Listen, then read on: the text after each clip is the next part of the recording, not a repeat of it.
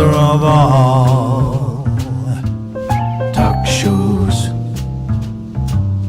It's the mother of all talk shows.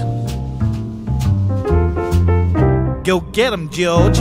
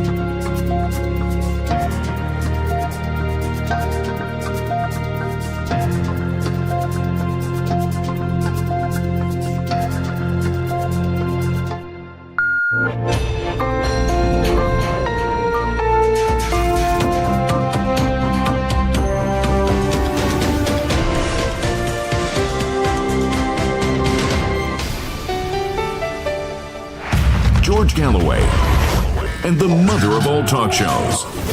Welcome to the Open University of the Airwaves with George Galloway. Locked and loaded, the standoff between Donald Trump, Islamic Republic of Iran, stands tonight on the precipice of the mother of all wars again. And cocked and loaded, Donald Trump, the man with the highest testosterone reading of a 70-year-old plus man in recorded history. That's the words of Dr. Oz, his personal physician. That's Dr. Oz, who says not all incest is bad, is accused by a firefighter in the Ford motor plant of being a paedophile protector. Who can contest that description? And we see the scuttling of Prime Minister Benjamin Netanyahu, whose private jet has just flown to Greece.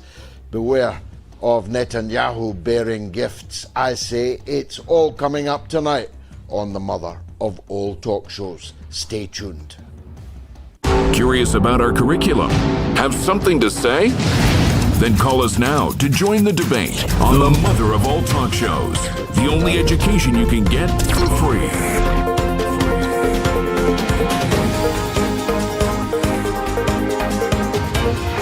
George Galloway, the mother of all talk shows. With George Galloway, the world is our classroom, and you're welcome to sit in and join the seminar.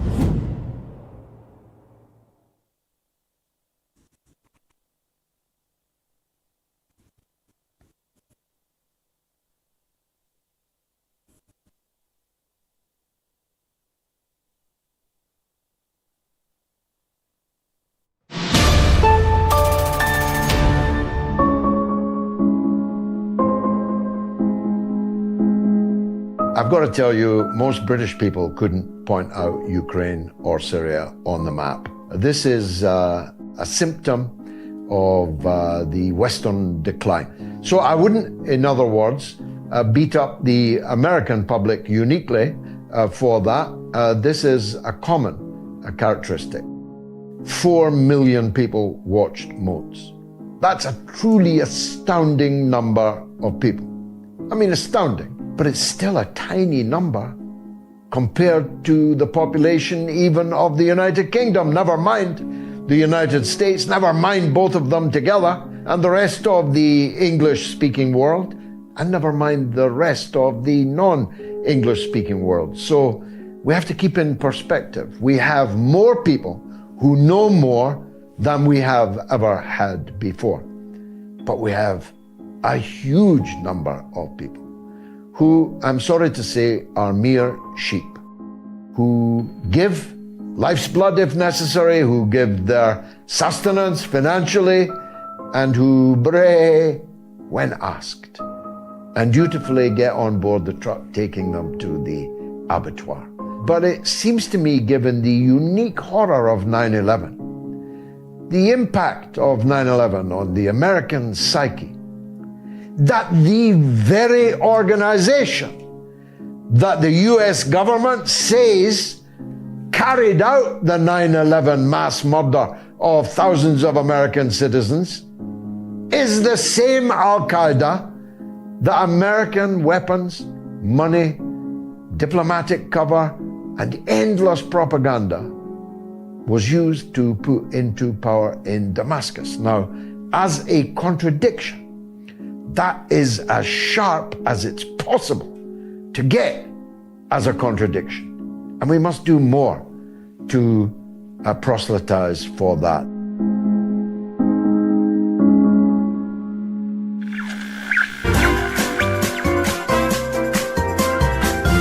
You are listening to the mother of all talk shows with George Galloway.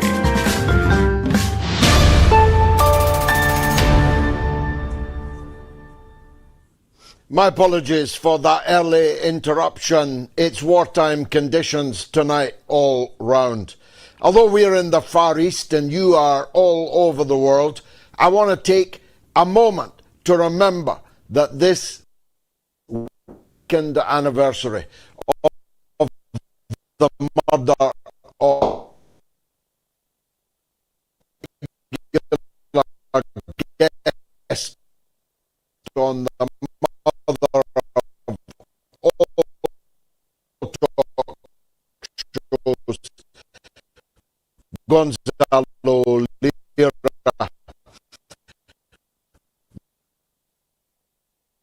Gonzalo is a Chilean and American citizen, but Joe Biden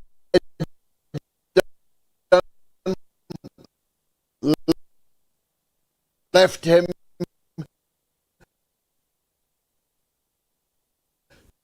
to be murdered in a dungeon of the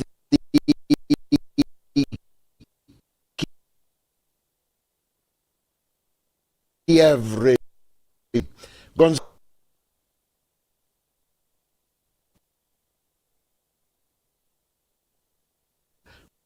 We will never forgive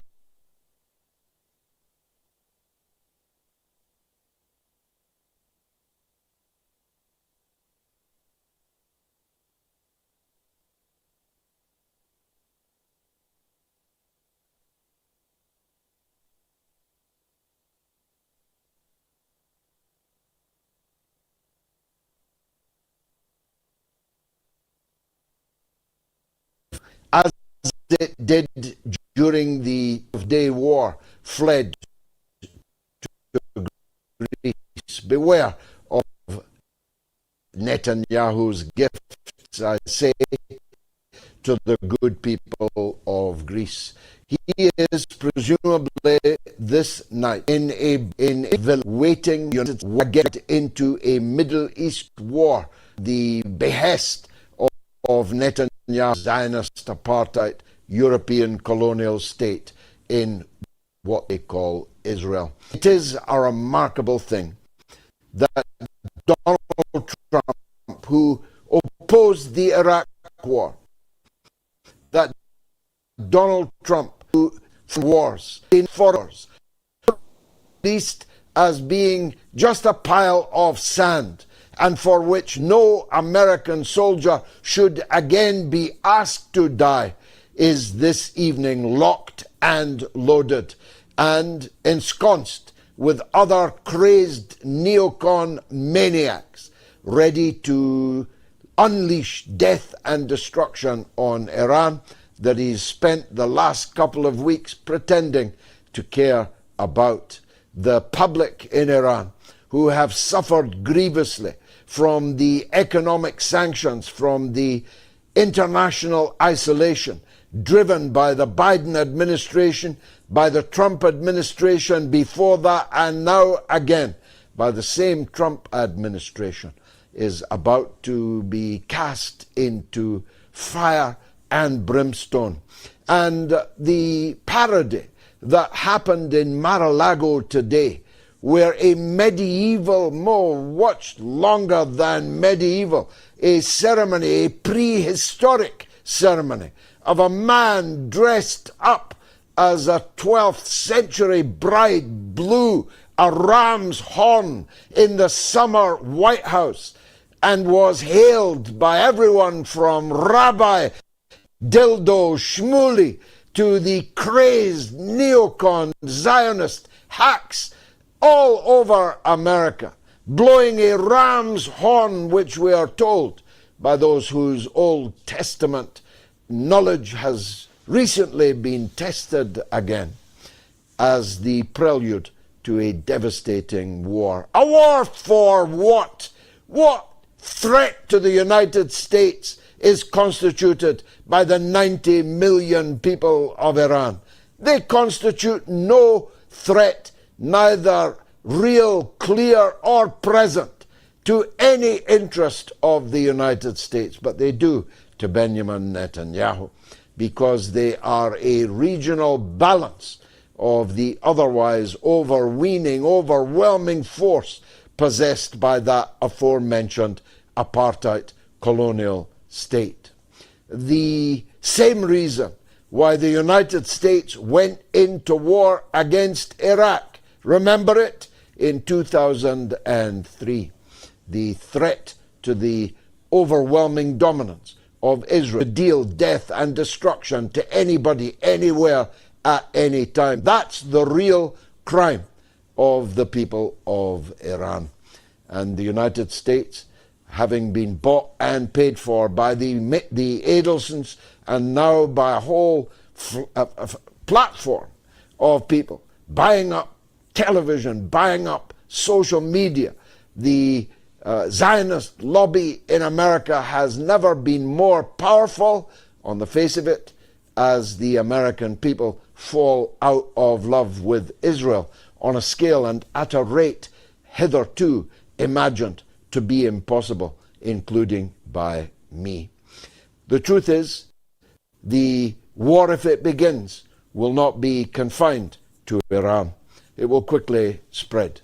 It will spread to you, wherever you sit on the globe this evening. But first and foremost, it will spread to the satrapies of the United States and its military bases and its assets, economic and military, throughout the region, in fact, far beyond the region. It will spread first and foremost, and most overwhelmingly, to the apartheid state itself. In the 12-day war, Israel was forced to beg Donald Trump to cease because of the devastating impact of Iranian firepower, air power, the ballistic, hypersonic power of today's Iran. And you ain't seen nothing yet. The devastation wrought in the 12-day war will be a mere bagatelle compared to what will rain down, and the very existence of the Zionist apartheid state of Israel will be in balance. The truth is, the United States will be the biggest loser after Israel. The economic devastation caused by the complete destruction of the oil and gas production facilities throughout the region, The devastation by the closure of the Straits of Hormuz will affect the Western economy in a way that you have not yet possibly imagined. When King Faisal introduced the oil embargo in 1973, the Western world saw oil prices quadruple and saw their industry plunge into devastating recession, which never really was recovered from. Prepare for that again. Prepare for Iranian retaliation, for any American attack everywhere, including close to you, close to me, close to all of us. Prepare for a world at war. President Putin said that he categorically warned the United States against any attack against Iran this evening or any time. He said it would trigger completely unforeseen circumstances. He said it would endanger the peace of the world. I urge those in the United States, even at this 11th hour, to pay heed to President Putin's warning, to pay heed to the determination of the Iranian people to resist any new aggression united, deceived by media, both social media and by mainstream media, as they laughingly call it. To imagine Iranian people were against the ability to reinstall a puppet and pretender in Los Angeles, in Maryland, a man from the fronts of the United States since he was 4 years old. He has never met an Iranian in Iran since he was 4 years old.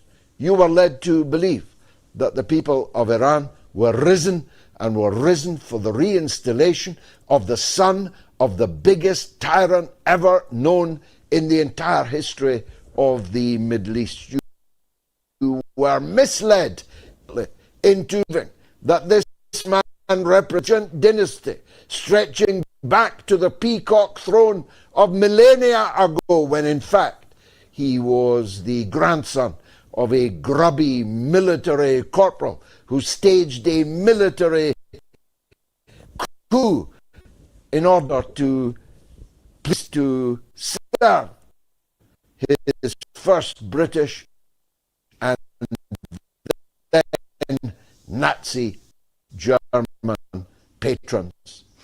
This plaything is a sharp support, and moreover, as you saw, if you were allowed to see, if you were adept enough to see, over the last 3 days, 4 days, 5 days,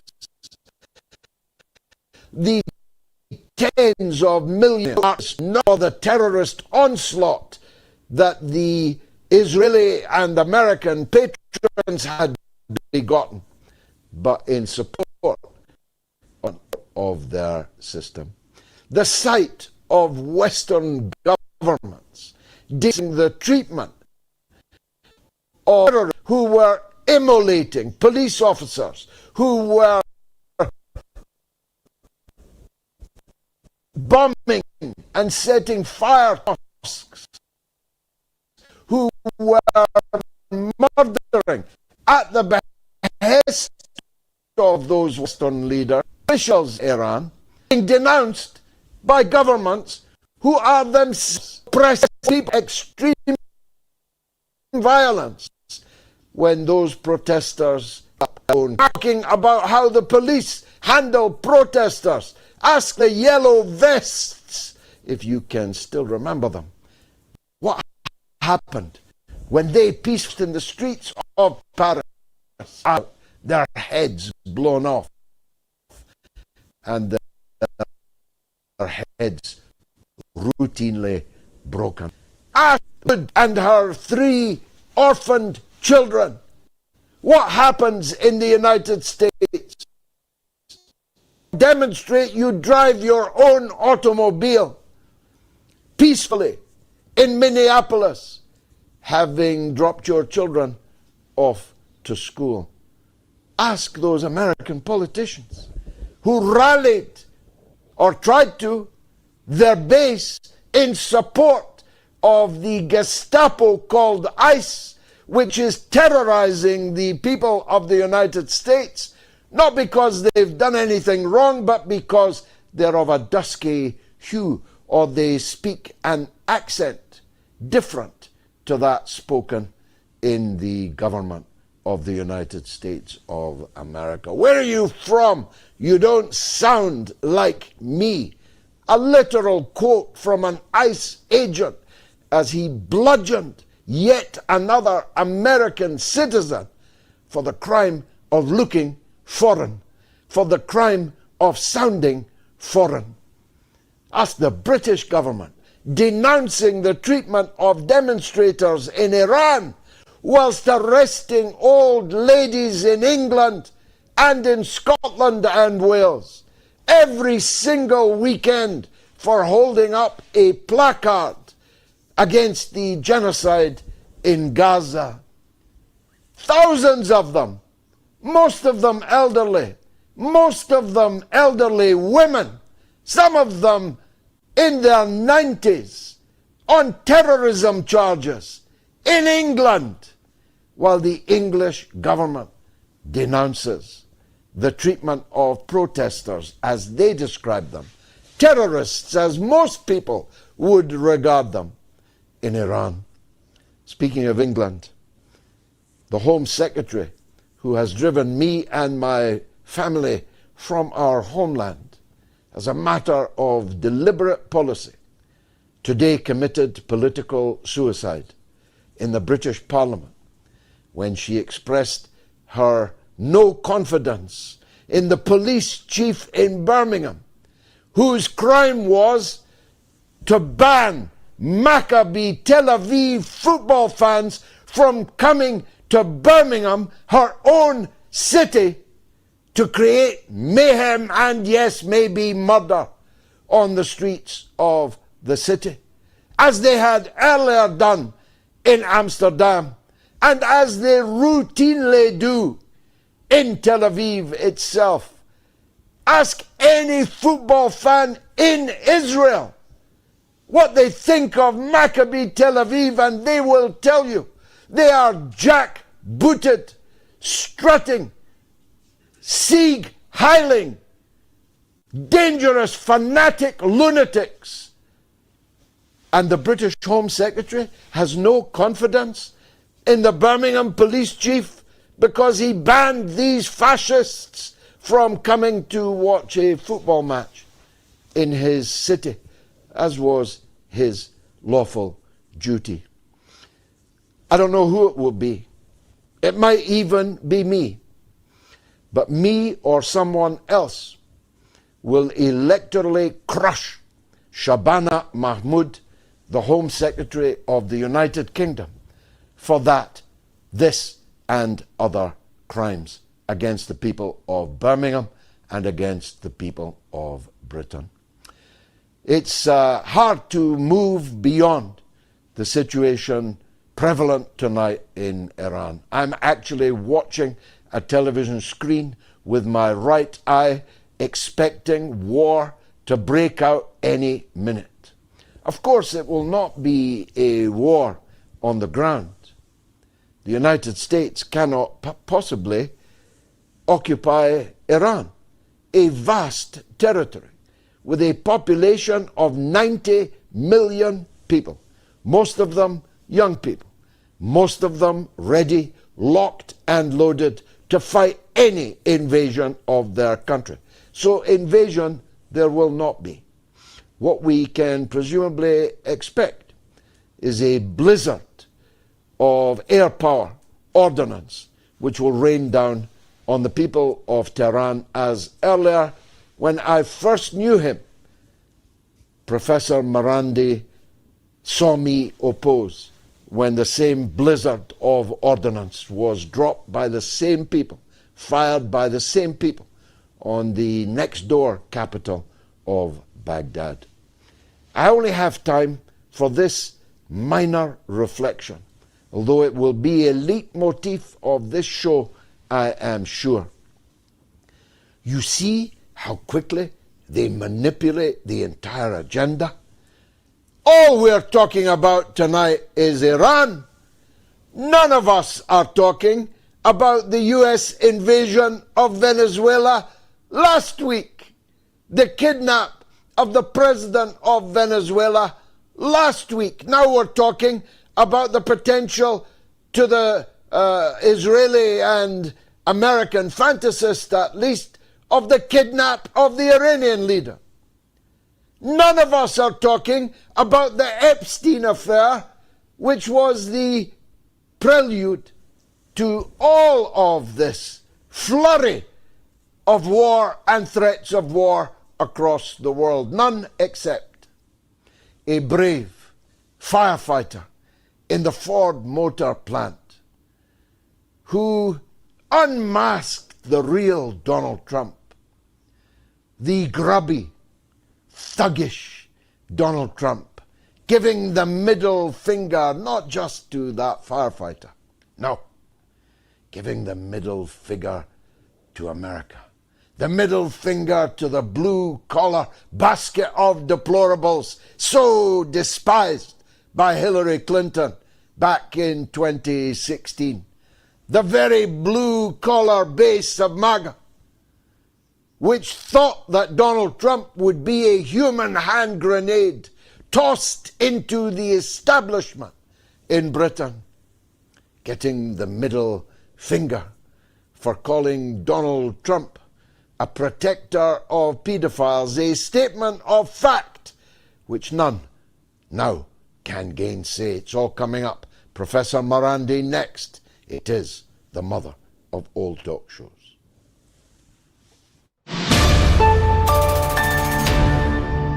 I wonder if there's more to it, Anthony. She says not, but might she be preparing for a presidential run?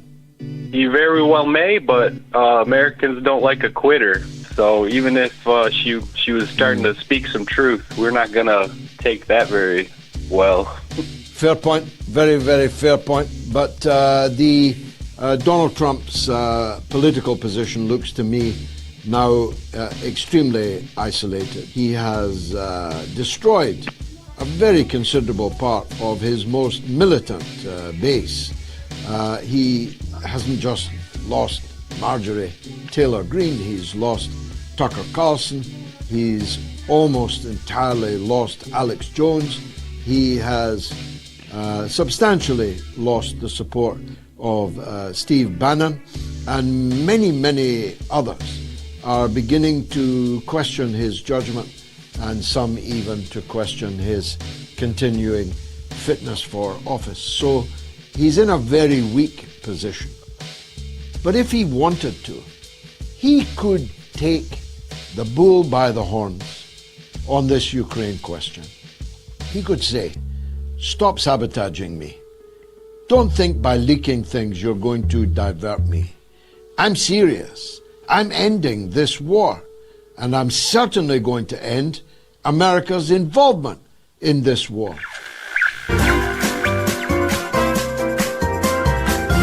You are listening to the mother of all talk shows with George Galloway.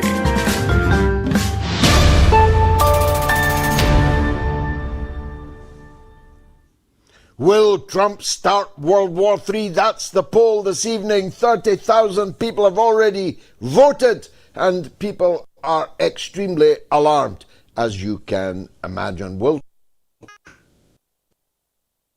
World War III? You can vote on my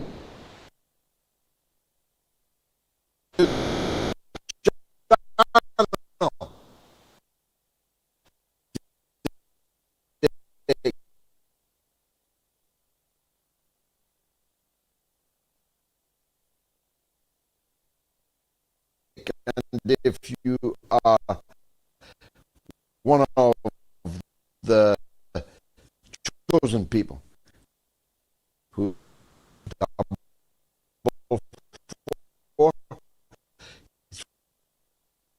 free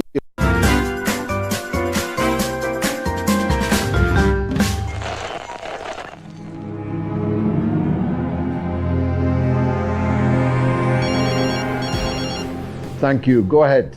During your show in the past, you've often mentioned that Donald Trump would be a much better alternative than Biden, although you weren't a big fan of him, etc. And you said that in all likeliness, if he gets in power, he'll be much more appeasing towards Putin. There'll be less likely of the conflict to escalate. But I have to tell you, I'm not so sure about that. Really, I think the only way to solve all this, it doesn't matter if Kenny gets in or anyone else, because there's always going to be, at one stage of our lifetime, two psychotic leaders of the superpowers. Why hasn't anyone in your show or yourself mentioned anything about nuclear disarmament or CND? Surely the only way to save humanity is by nuclear disarmament. And I just wanted to see what you thought about that. Yeah, well, of course, but how are you going to get that? I mean, does CND even still exist? They could have been leafleting outside every cinema showing Oppenheimer. But of course, they don't have enough people to fill a telephone box. It is the worst example I know of, although the Stop the War Coalition runs it close, of an organization that for its sectarian, internal, political reasons has thrown away its brand. I have not appeared on a Stop the War platform for an entire decade. Not to worry, no to NATO, no to war.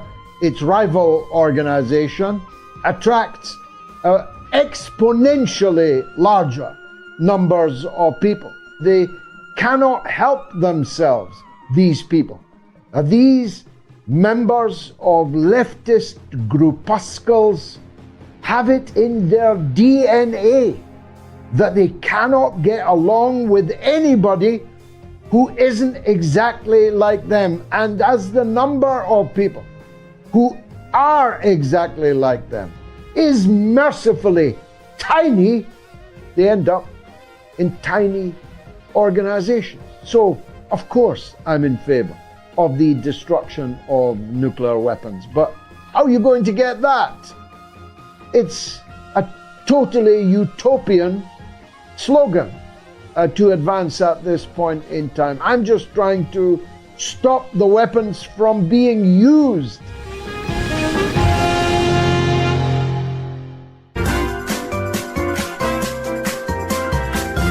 You are listening to the mother of all talk shows with George Galloway.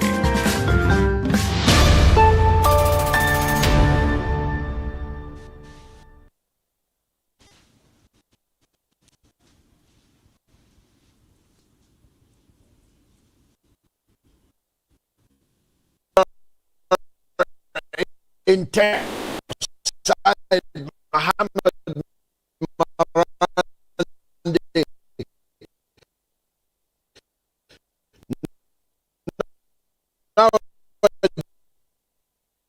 Nowadays found on all kinds of in broadcasts, was born in a sense on the mother of all talk shows. First, he has been us to class commentary answers. And on a night like this, to whom else would we turn? Professor Marandi, welcome back to the mothership of shows. The scene for us. What are you expecting, please? Thank you very much, George. It's always a pleasure, always an honor. I don't know what's going to happen. I think the chances for the United States to do the stupid thing, the foolish thing, is very high. And I believe that all these riots, the fall of the Iranian currency, all of this was a conspiracy to get us to this point. The currency fall was due to U.S. manipulation. And then we had protests, not very large, but nothing happened in those protests. There are no arrests, no harassment. The police did not intervene. Unlike in the UK, as you pointed out, where old Jewish women holding placards against suicide go to jail. Or in Germany, where young women carrying or wearing a keffiyeh in solidarity with Palestinians get battered by police. Nothing happened. And then we had the infiltration of these vicious rioters. Vicious rioters who Pompeo said Mossad is standing beside them on the streets. He said that in his tweet. Vicious rioters who the Mossad itself in a Persian statement put out, which is widely published, said that we are on the streets with the rioters. Rioters which Channel 14 of the Israeli regime said are being armed from governments abroad. The Israeli regime admits it, but Western pundits, Western regimes deny it. This is one of the extraordinary things in the world that we live today. And so those violent riots where 100 police officers and 200 riot police volunteers, Basij, and Revolutionary Guards alongside them, 200 to 300 were killed. In other words, 300 to 400 people were murdered, police officers. And then the audacity of Western media to say that these were peaceful protests. And then I was on Piers Morgan, of course, after you advised me to participate, and he was denying or trying to deny the mass protests on Monday, supporting the Constitution of Iran, supporting the state institutions against the rioters and the violence and the murders carried out by these extremists. And he was saying that these are possibly AI. They are possibly fabricated.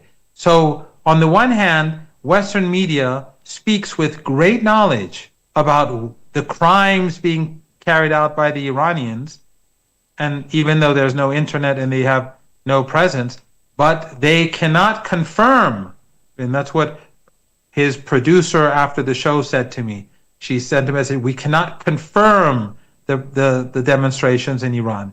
So even though the demonstrations that were held across the country, in Tehran it was 2.3 million people to 3 million people, even though there was rolling coverage the whole day, even though it was being carried out, these demonstrations across the country, it wasn't just in one city, it was in all the cities. And the crowds were massive, but they said we cannot confirm these things.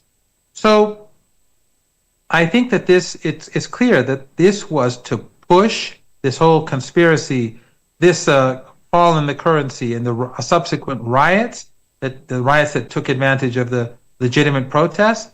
This was to push us to where we are now, to justify murder and slaughter. And you see that the political establishment in the West, they're all supporting it.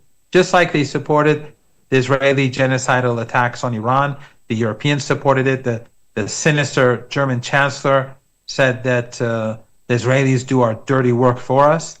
And you see that in the United States, whether it's AOC or Trump, they all say we must help the Iranian people. How do they want to help the Iranian people? By bombing them. And of course, this makes sense for the Americans who've been trying to strangle the Iranian people through maximum pressure sanctions for decades. They try to prevent Iranians from having jobs through sanctions. They try to prevent them from accessing medicine. This is the sinister regime that is pretending. This sinister regime and its allies are the ones pretending to be supportive of human rights, but they're the ones who are sending arms into the country. And you see the Western media, whether it's the liberal or the conservative, they're all saying the same thing. They're demonizing Iran to pave the way for death and destruction. So they want to come and save Iranians by killing Iranians. This is the logic of the West. It is not a new logic, but it's more crude. It's more crudely presented to us than before. Nowadays, when the United States wants to steal, it says it openly. Trump says Venezuelan oil is ours. And I think that, in a sense, is a good thing, because this declining empire, which is lashing out, is not only exposing itself through its crude actions increasingly, but through its crude language, it's exposing itself too. And we should not forget, or even for a moment, forget that the real reason for this antagonism and hostility is because the Iranians are the only people, alongside Yemen and Hezbollah and the Iraqi resistance, that support the people of Palestine, that oppose genocide, that oppose ethnic cleansing, that oppose ethno-supremacism. That is the reason why it is demonized. That's the reason why it's bombed and attacked, and the Western media collectively portrays it as barbaric and inhumane. They call Iran a regime, but Saudi Arabia, the Emirates, Turkey, Jordan, Egypt, none of these are regimes. Why? Because they continue to do trade with the Israeli regime throughout the genocide, or they have political relations, or both. That is the reality that we're facing today. So now, after these days of riots and Western media pretending, unlike the Zionists, that these are all peaceful protesters, I think it's clear as day what the real agenda was.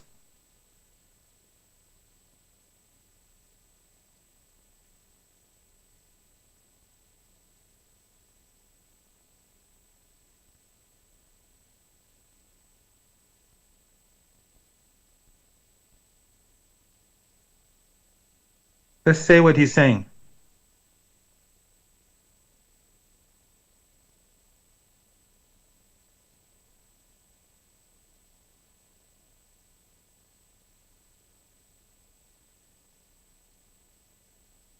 American attack. What happens next?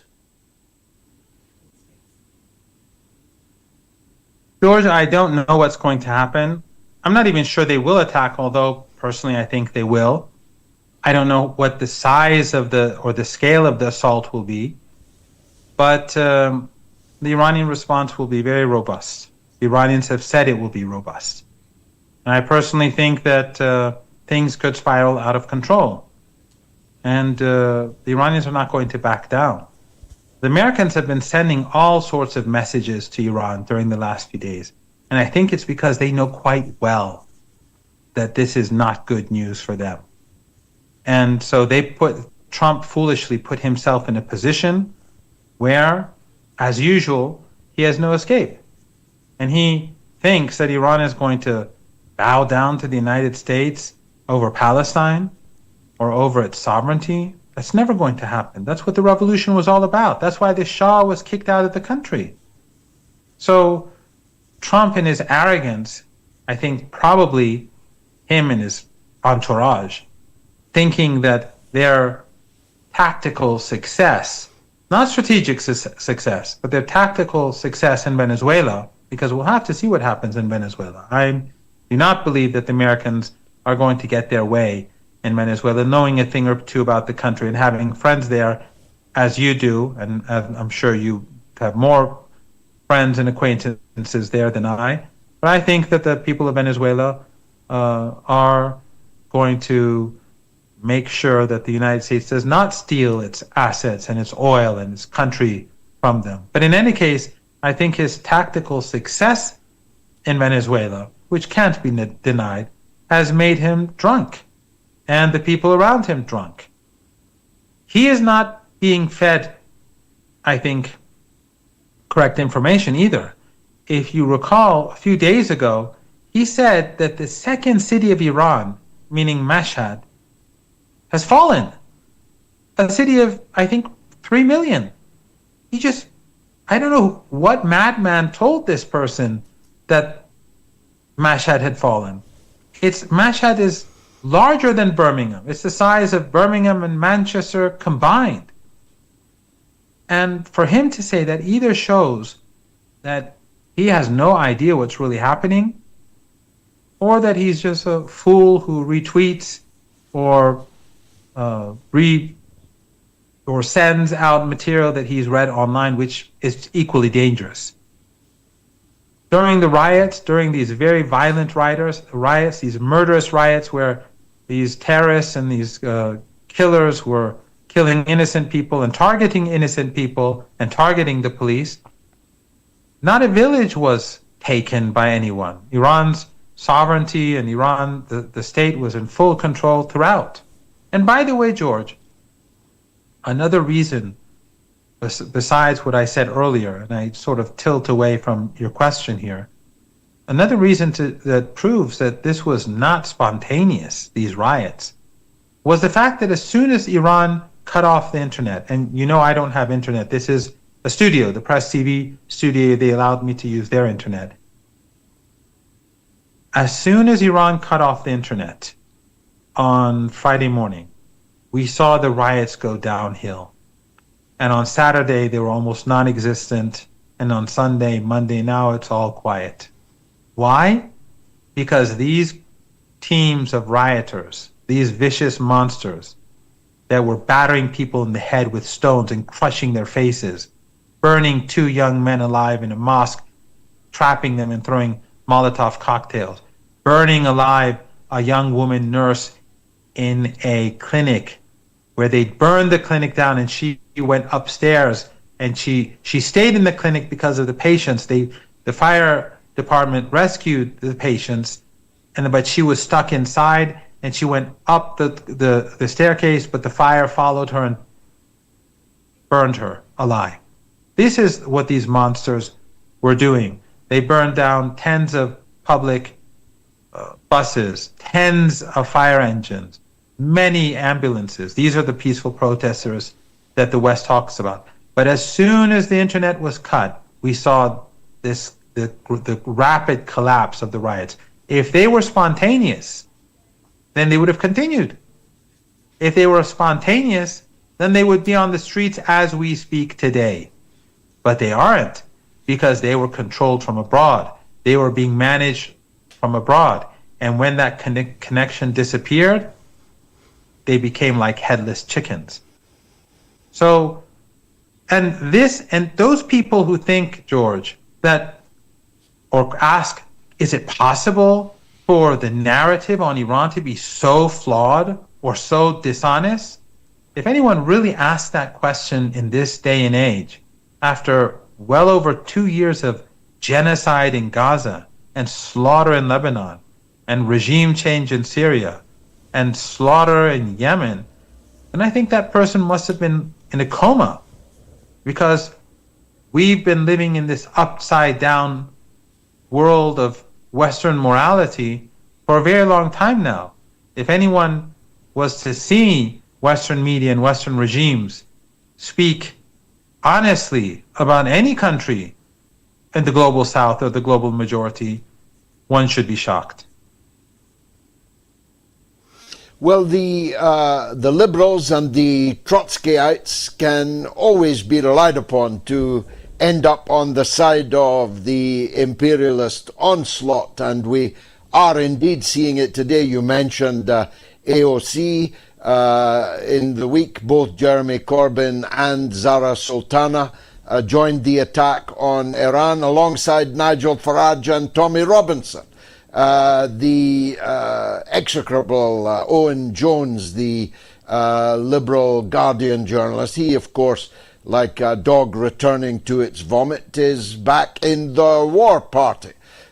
He's the pink wing of the war party. They deploy the same tropes each time. That much you and I and most of our audience all know. But let's study the ontology of the actual perpetrators of this, because I think this is too little understood by the general public. There are the supporters of this ludicrous popinjay calling himself the Shah. There are supporters, too little analysed, of this weird cult of the Rajavis, the MEK. There are obviously infiltrators who have crossed Iran's borders, perhaps as leaders, perhaps not necessarily the leaders. Who are these people? Go through them, if you will, and explain who and what they are. Well, there are multiple groups, and they are all being coordinated by Western intelligence agencies. And by the way, when the CIA and the Mossad are involved, French and British intelligence are always with them. So this is an operation carried out by multiple agencies, but all these groups, which are at each other's throats, George, they hate each other.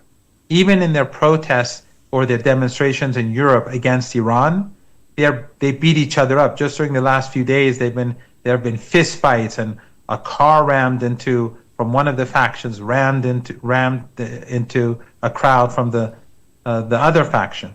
And these are, by the way, not a large number of Iranians abroad. Most Iranians living in the West, they're just living their private lives, and supporting Iran gets you into trouble. It gets you into trouble in the West anyway. So most people are quiet, but these people have a vested interest because they get lots of funding. You have a Persian media empire in the West, much larger than Iranian media, day and night attacking Iran. Hundreds of TV channels, a number of them very expensive, like Iran International or BBC Persian or Manoto, which gets lots of funding from the taxpayers in the UK and the US. And then you have all sorts of websites, and so a lot of people, and you have thousands of people who are online warriors in Albania. There are 3,000-4,000 people, I don't know the number, who sit there day and night with all sorts of accounts and different social media. All of this is funded by the West. And day and night they're attacking Iran. And Iran International, which is based in London, Iran International based in London, I tweeted this a few days ago. They advocate, they're advocating violence in Iran. They're advocating armed attacks. The host, I posted it just a few days ago. So Ofcom will shut down all Iranian media, Persian, English, Arabic, Russian, Lebanese, Yemeni, all of them, even though none of them have ever threatened the West in any way or form. But in London itself, they allow people to promote violence and to promote armed violence, and then their governments themselves go and fund and send weapons inside Iran. And then people, and I'm very disappointed in Corbyn, but I fail to be surprised nowadays. And then people, it's like Syria. It's amazing. It's like the Takfiris who were always opposed to Israel. Suddenly in Syria, they all aligned themselves, or the Takfiris were never against Israel because they were funded by Israel's allies always, but who pretended to be of a particular political persuasion against the United States, I suppose. When it came to the dirty war in Syria, they all hopped on board. They were all with the CIA. They were all calling this a blessed revolution. And they destroyed Syria and gave a tactical victory to Netanyahu. But these people are doing the same thing now. These so-called leftists, they're calling for helping the Iranian people. If they want to help the Iranian people, they should end the siege the maximum pressure sanctions, which is intended to make people suffer in Iran. Which is intended to block Iranians from accessing medicine, which is intended to leave people without jobs, to ruin the fabric of society. Who are they to talk about Iran, especially at a time when their regimes are about to carry out war? If anyone is immoral, it is they and their regimes that are immoral. Just like in the case of Venezuela. The cowards, George, the most cowardly are the ones who pretend to be opposed to war, but who strengthen the narrative of war. Just like those who were talking about Maduro before the attacks. They say, yes, of course, Maduro is evil, he's horrible, but that sentence itself enables death and destruction. That is a cowardly position to take. Is Maduro evil or sinister, or is it the United States regime that is evil and sinister, which imposes sanctions on Venezuela, which murdered 100 people in the Caribbean and another 100 people when they kidnap the lawful president of the country, when sanctions, maximum pressure sanctions, are being imposed on the Iranian people, and then war is imposed upon it, and then terrorists are sent into the country, trained and killing people on the streets, with the admission of the Mossad saying that they are involved, then these people go and condemn Iran. These are the most cowardly of them all.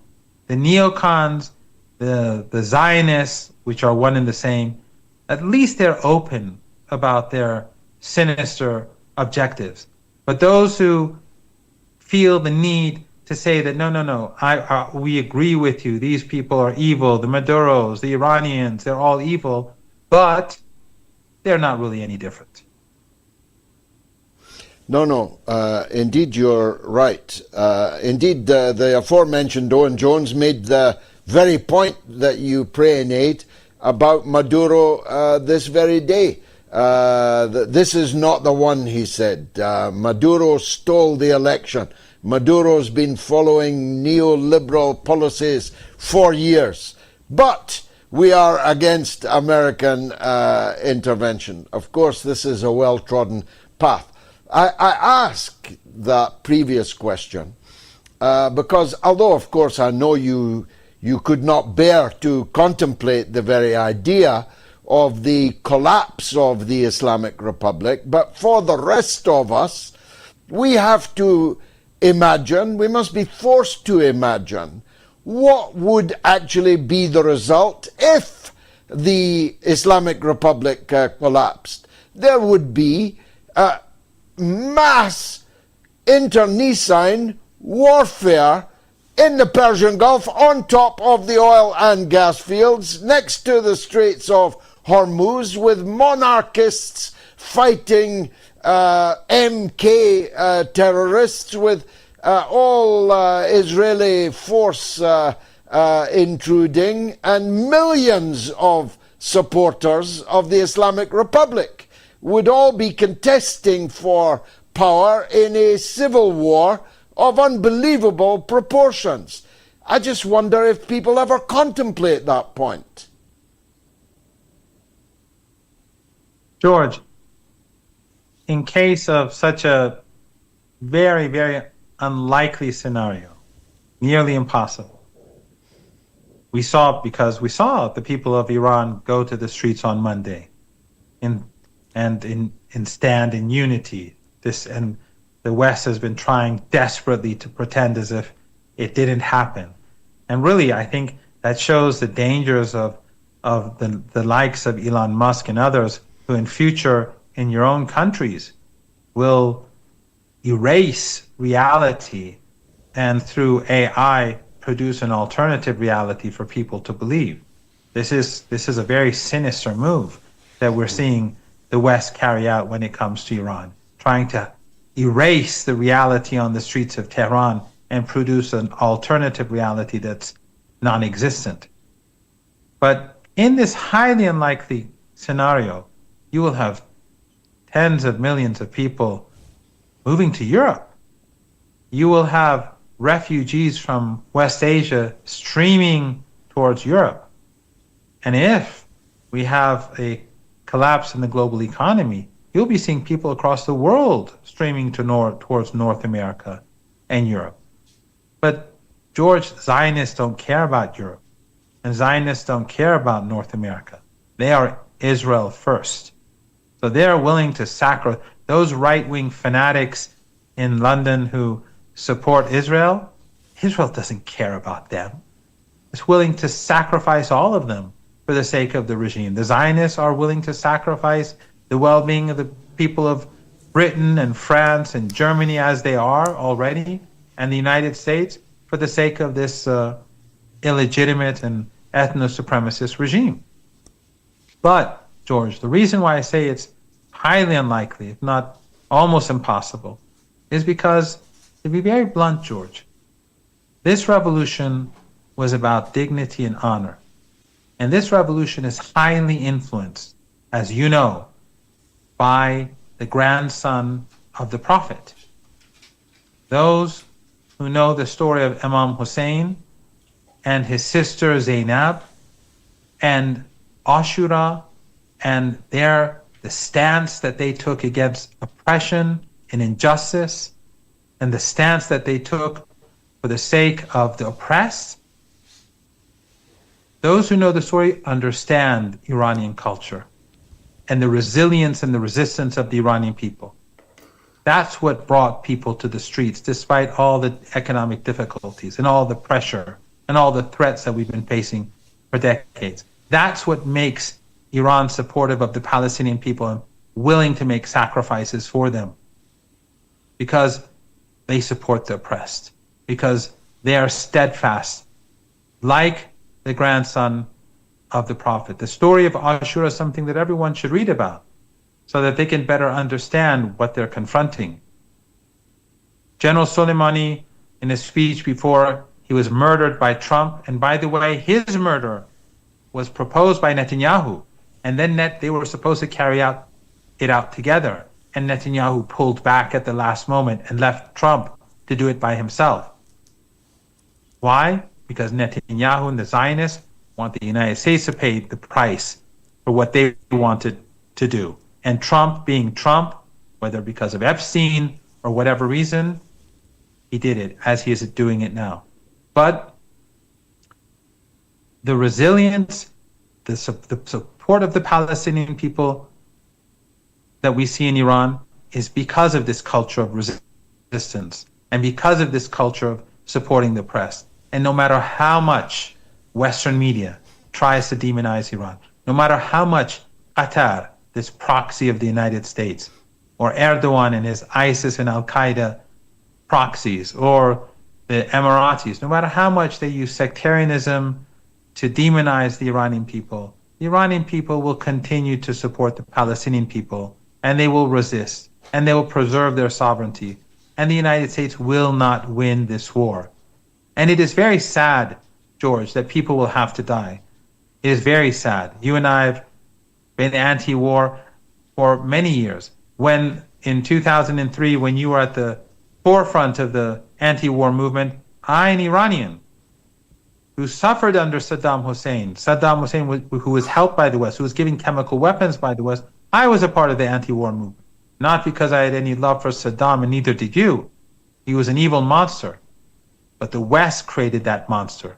And the West had no moral right to involve itself in overthrowing the government of Iraq. And that is why we took that principled stance. And today, everyone who has any decency has to take a principled stance. The real evil is not in Iran, nor in Caracas. The real evil is in London, Washington, Tel Aviv, Paris, and Berlin.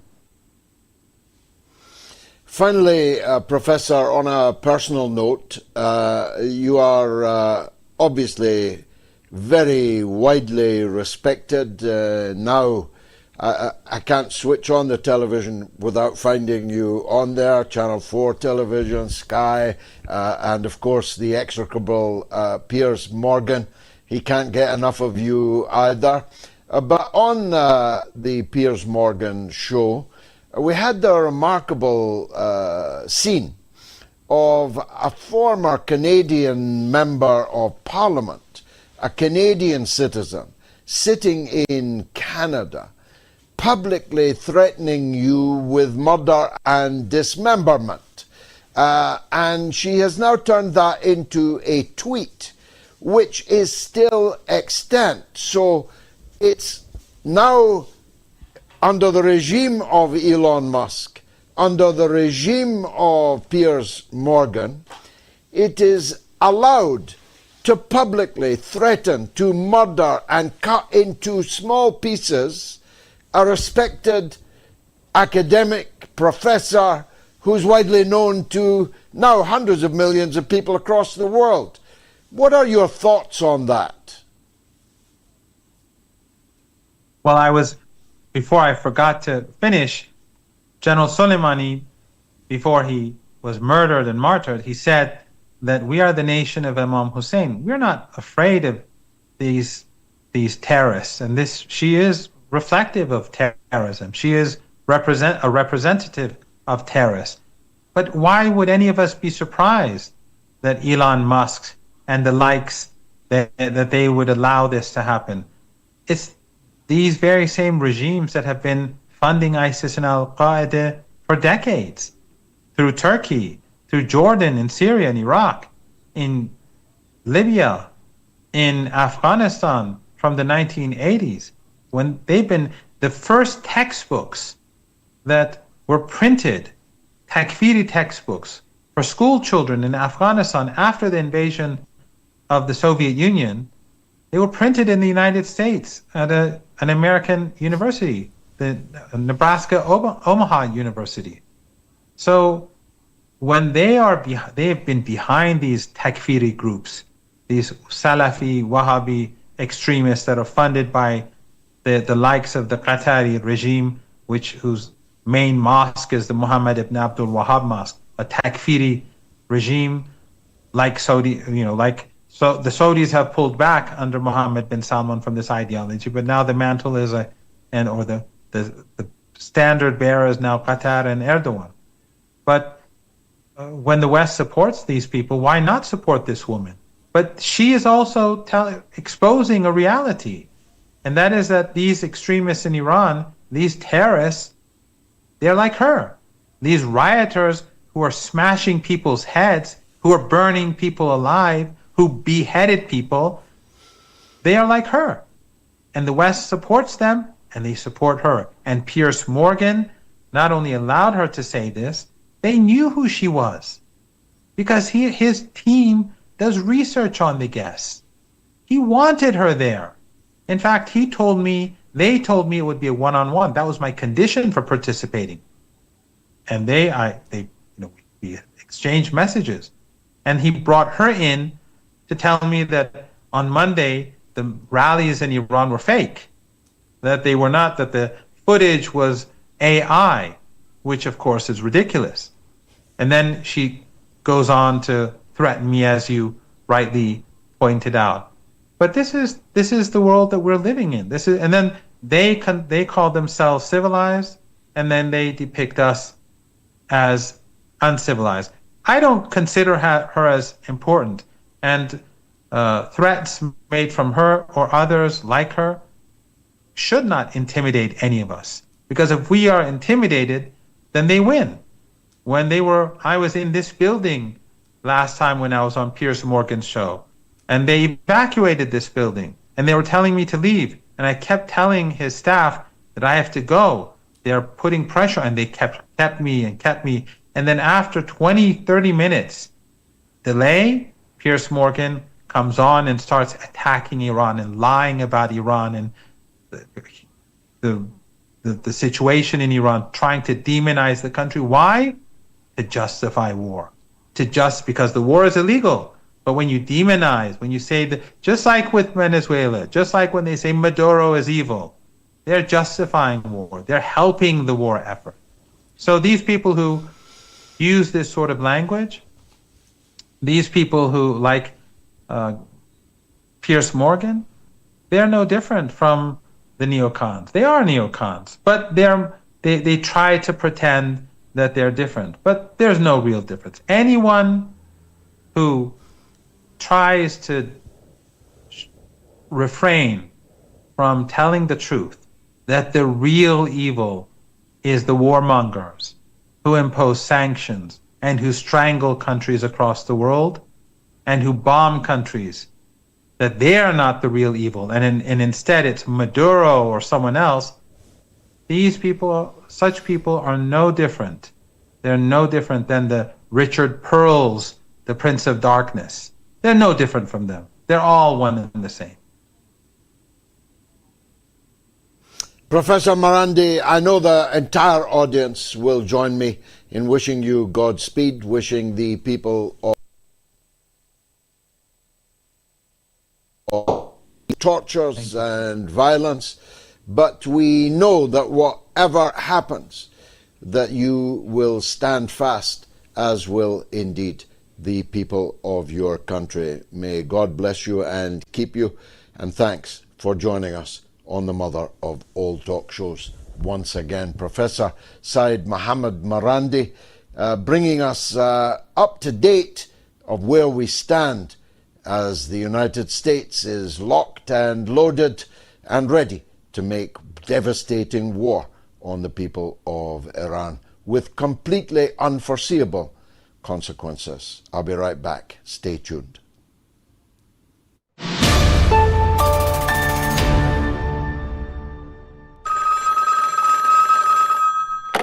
On the line is a Rose in Texas. Sounds like the beginning of a song. On Californication, which is a song. Rose, welcome to the show. Fan of the show, transgender fan of the show, and I wanted to briefly address your monologue from last week on Californication, because I almost entirely agree with what you said. Trans women athletes taking medals and records, directing children at nightclubs, and even going to elementary schools themselves, not to mention hormone blockers for children as well. The attack on freedom of speech, not only against conservatives, but anyone who doesn't fall in line with the agenda, rainbow flags on NATO military aircraft, which is certainly doing more to cultivate anti-queer sentiment around the world than there already is. All of that makes me sick. So because I don't believe in incest, bestiality, necrophilia, and pedophilia, I'm basically culturally right-wing by today's standards, even though less than 5 years ago, I'd still be left-wing. So in regards to you and everyone else watching who thinks of me and people like me as the villains right now, you should know that I support the most traditional Muslim, Jewish, Abrahamic believers to be as homophobic and transphobic as they want, because guess what? That's freedom of religion, which is a value we claim to have in the West. Now, my religion, I suppose, is I believe I'm a woman, but guess what? Not everyone has to convert to my religion. Otherwise, we basically have a theocracy, only this theocracy is for the ever-evolving LGBTQIA supercalifragilisticexpialidocious club. So that's all I wanted to get out of my system. Thank you. Well, Rose, if I could put your call in a glass bottle and ship it around the world, I promise you that I would do so. Crystal clear, beautifully expressed, and I wish you every happiness in life. It is exactly what people who are transgender should be saying. And if they were, they would disappoint the liberal zealots who want to use them as a battering ram against the traditional family values of the rest of us. Beautifully expressed, Rose. I'll never forget it.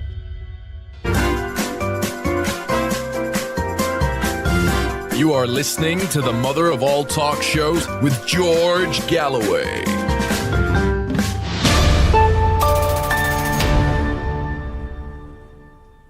Welcome to the mother of all talk shows. In wartime conditions, severe disruption at exactly 7 p.m. UK time. Go figure. Will Trump start World War III is what we're asking on the poll. And my goodness, nearly 35,000 people have voted already. Will Trump start World War III, yes or no? You have your say. And on the line for the first call of the evening is our old friend, a legend indeed, Terence in Reading, in England, on Iran. It's the global university of the airwaves after all. Terence, welcome back. Happy hog. My name is Mr. Galloway. I belatedly, of course. I trust you had a good hog. I know you weren't in the Great Scottish area, but however, happy hog to you. The first point is, I just don't. I never get emotional because I love facts. But that Professor Marandi is such an erudite, objective disseminator of all the poppycock, the nonsense, the lies, aided and abetted, of course, by yours truly, and other voices. I'm not surprised by Corbyn myself. Professor Marandi seemed to be, he sort of just brushed him aside, which is what he should be doing, brushing him aside.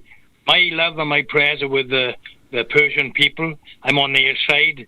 Whoever's listening to this in the Gremlin land, I don't care about them. But secondly, and more importantly for you, I've been about 10 or 12 of my colleagues and friends of mine have been talking to me about what is Mr. Galloway doing? Or they all use George, I don't, obviously. They all say, what is Mr. Galloway doing? Is he coming back? Because the Workers' Party, like other independent stroke, forget Corbyn for now, parties, every other independent in this country who wants to get this dirt out and clarify the blood and get people in Britain, for people in Britain, and wondering whether you were coming back to Britain. I, for one, know that you're a man of faith and family, which is inextricably linked, of course. and I know you'll do the right thing for your family and your faith in that regard. So just what you can say about what's your intention. You can't be an emeritus leader of a party from a far distant land, wherever you may be, and everybody is not going to change their opinion on you if you do, because it's family and faith first. So enlighten a lot of people on this, if you don't mind, Mr. Galloway, especially. And once again, Professor Marandi, what an academic. Well, the arrest of my wife and myself at gunpoint by anti-terrorist police and our detention under the Terrorism Act for a total of 9 hours in September was obviously a searing and utterly destructive experience. But if that had been the end of it, then we might have been able to get over it. Although I told the police on the day that their action in arresting my wife and keeping her for 5 hours at gunpoint under the Terrorism Act would almost certainly trigger her leaving the country. She was only in the country because of me, but she made the best fist of it.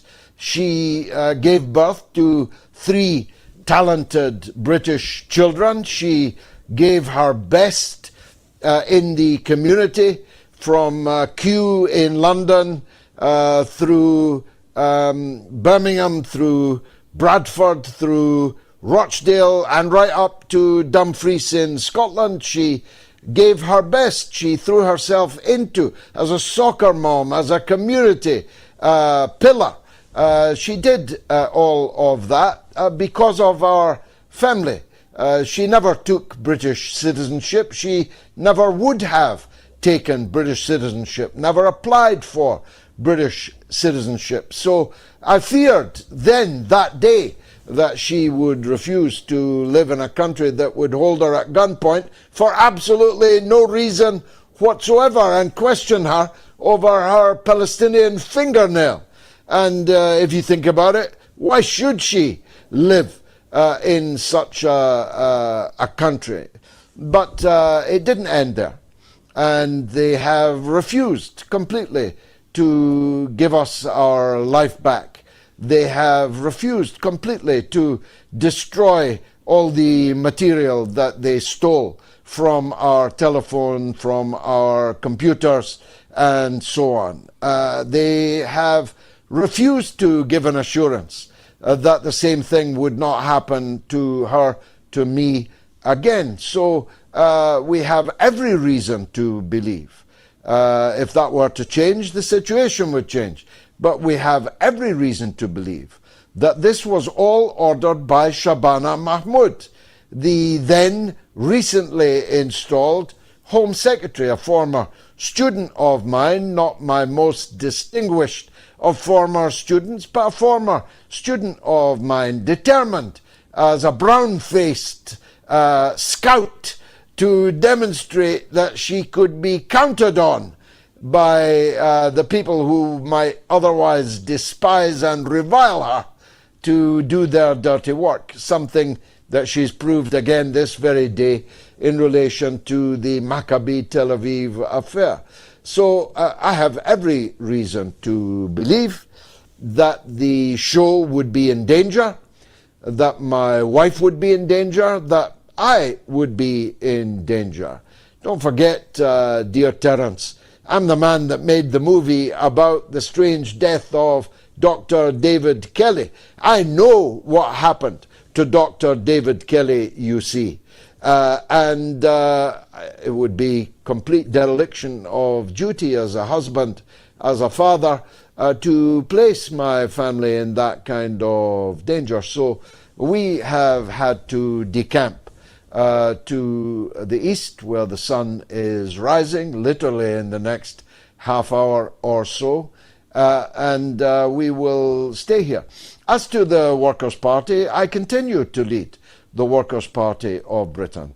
I'm a British citizen with a residence and address in Britain, and many of our voters are well used to party leaders in exile, unable to ply their political trade in their own country, but doing so from afar and periodically returning in triumph and periodically being removed again. So as long as the Workers' Party of Britain wants me, I will continue to be its leader. I'll continue to be a candidate. I'm a candidate in the Scottish Parliament elections in May in Glasgow, albeit I'm second on the list to my party list leader, my sister Yvonne Ridley, the hero of the recent convoy, the recent flotilla that went to Gaza, and who ended up, again, not for the first time, in a dungeon, a hostile dungeon, formerly a captive of the Taliban, a captive of Israel, and then a captive of Israel again. Yvonne Ridley is an outstanding figure, and she's our number one. If you want me in the Scottish Parliament, you'll have to vote for us in considerable numbers, because I'm only second on the list, but we'll see what happens there. If a by-election were to arise in Parliament where the Workers' Party was strong, I would be a candidate if the party wanted me.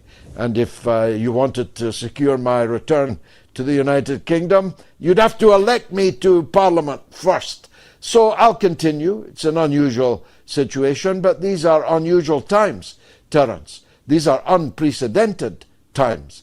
Imagine a 7-term member of Parliament, the leader of a British political party, one of known political figures in the country and for a very long time, held at gunpoint by the anti-terrorist police and accused, effectively, of hostile acts against the United Kingdom. Hostile acts meaning what they call disinformation.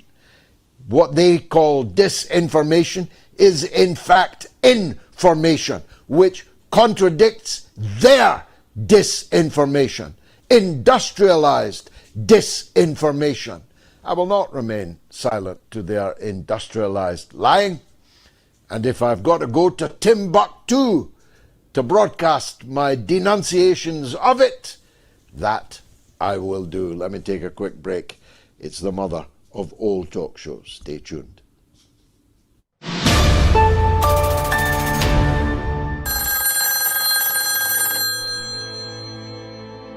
Let's go to our old friend Declan in Dublin, who's online too. Go ahead, Declan.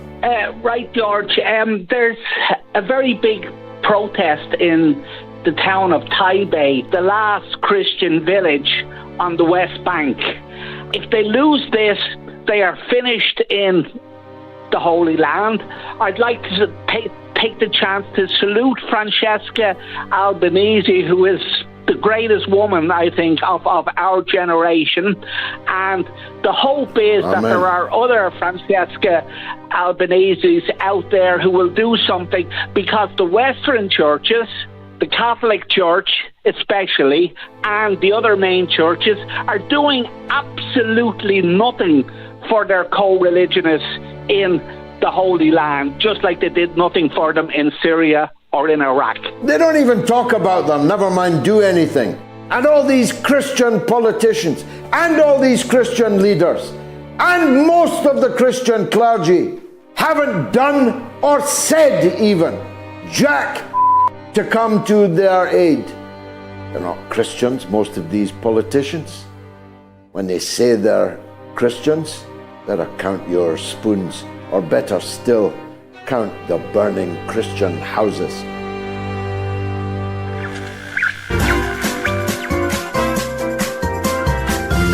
You are listening to the mother of all talk shows with George Galloway.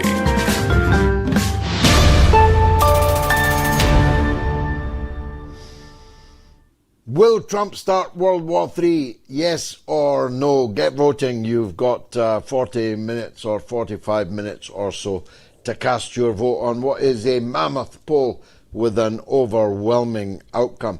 Will Trump start World War III? Most of you overwhelmingly think that he will. Let's go to the lines to MISSISSIPPI, where Luis wants to talk about Iran. Luis, welcome. Hey, thank you, George. How you doing? Good. By the grace of God, good. Thank you. Yes, George. One of the things I'm seeing is, when Julian Assange talked about how America does wars these days, basically, they're more like small events to grift off the populations, whether it's oil or rare earth minerals or whatever. We're just a desperate hegemon using Trump and all the intelligence organizations to really do bad things to the world. I really am glad you and Gayatri are safe and continuing to fight. A lot of my friends who are Christians, they're finally having to live their real faith because we have, for a long time in America, allowed our governments to trash pretty much the whole world. So I'm hoping that this time, as I was listening to Professor Marandi, that this time we'll join the resistance, a lot of us. And it's going to be a hard fight because we've been so propagandized to support pretty much any regime. Now, in the past, we've had different kinds of leaders, all the way from Dwight Eisenhower to Ronald Reagan or Barack Obama, some of them smoother than others. And they have been used, but Trump is very different because he's an entertainer. So really, he is a little more dangerous. And with the technological and scientific elite, we have things like AI that's going to really allow us to play dangerous games with great power politics. So as the Dr. King birthday is coming up, I'm in hopes again that we will join the resistance worldwide and help the Palestinians in the Levant, help the Ukrainian people not fight against Russia only, but fight against the great powers. And then with Donald Trump, we're going to have to do something special with him in America. I'm not sure what, but we're going to have to definitely make some strong. Well, that's a very powerful call coming as it is from not just the United States, but from the state of Mississippi. It is undoubtedly the case that the apparently putrefying living corpse of Donald Trump is in a state of corporal and temporal putrescence. People are now describing, again from the Ford company today, that the man is literally rotting. And it is increasingly visible that his cognitive decline is every bit as sharp and as potentially catastrophic as that suffered by the former president, Joe Biden. Between Biden and Trump, you have had two putrescent, putrefying, living corpses running your country, or at least fronting for those who are truly running your country. And this is a matter of grave concern for you, or ought to be, and it's a matter of grave concern for the rest of us because we have to live with the consequence. It's not just that the President of the United States is plainly, visibly, audibly incapable of exercising the immense authority they possess. It's that they are projecting this recklessness across the world. I mean, you know my view on Greenland. I couldn't give a toss about Danish sovereignty of Greenland, but Denmark does. The European allies of Denmark do. And we are now in a situation where the United States appears set on a literal, violent, if necessary, physical, military invasion of a part of the European Union, of part of NATO. And we have often talked about Article 5. How Article 5 is that, where a member of NATO is attacked by another member of NATO. There is chaos abroad in the world. Donald Trump last week kidnapped the president of Venezuela. This week, he's about to go to war with the Islamic Republic of Iran. He's bombed Nigeria. He's bombed Somalia. He's bombed Colombia. He's murdered people on the high seas. He facilitated the mass murder of hundreds of thousands of children in the Gaza Strip, armed it, funded it, shielded it, proselytized for it, and is this very day applying himself to the dispensation of it. Keir Starmer is going to be one of the governors of Gaza. He can't govern Britain. He can't defend the borders of Britain. He can't make Britain work, but he's about to be appointed by Donald Trump as one of the governors of Gaza, with Tony Blair on the executive board. There's really no way that this presidency can end in other than in grief. For Trump himself, for the Americans, for the world. My computer has just died. My battery has run out. I've no idea what time it is or how long I've spoken or what comes. So, let me go to a quick break and hopefully I'll be right back.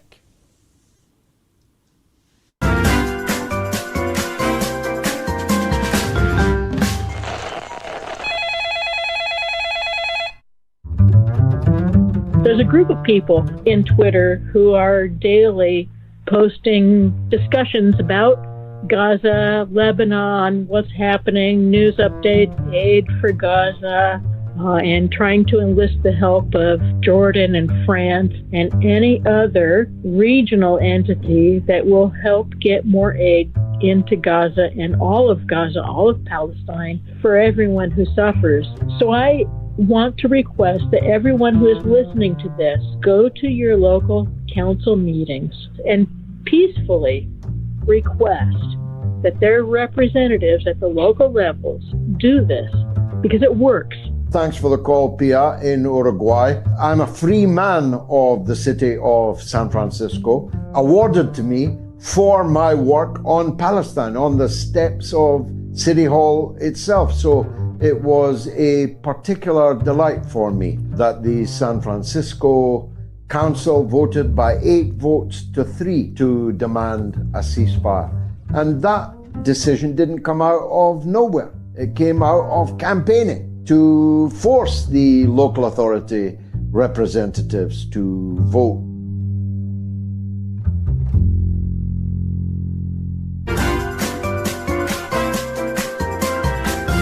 You are listening to the mother of all talk shows with George Galloway.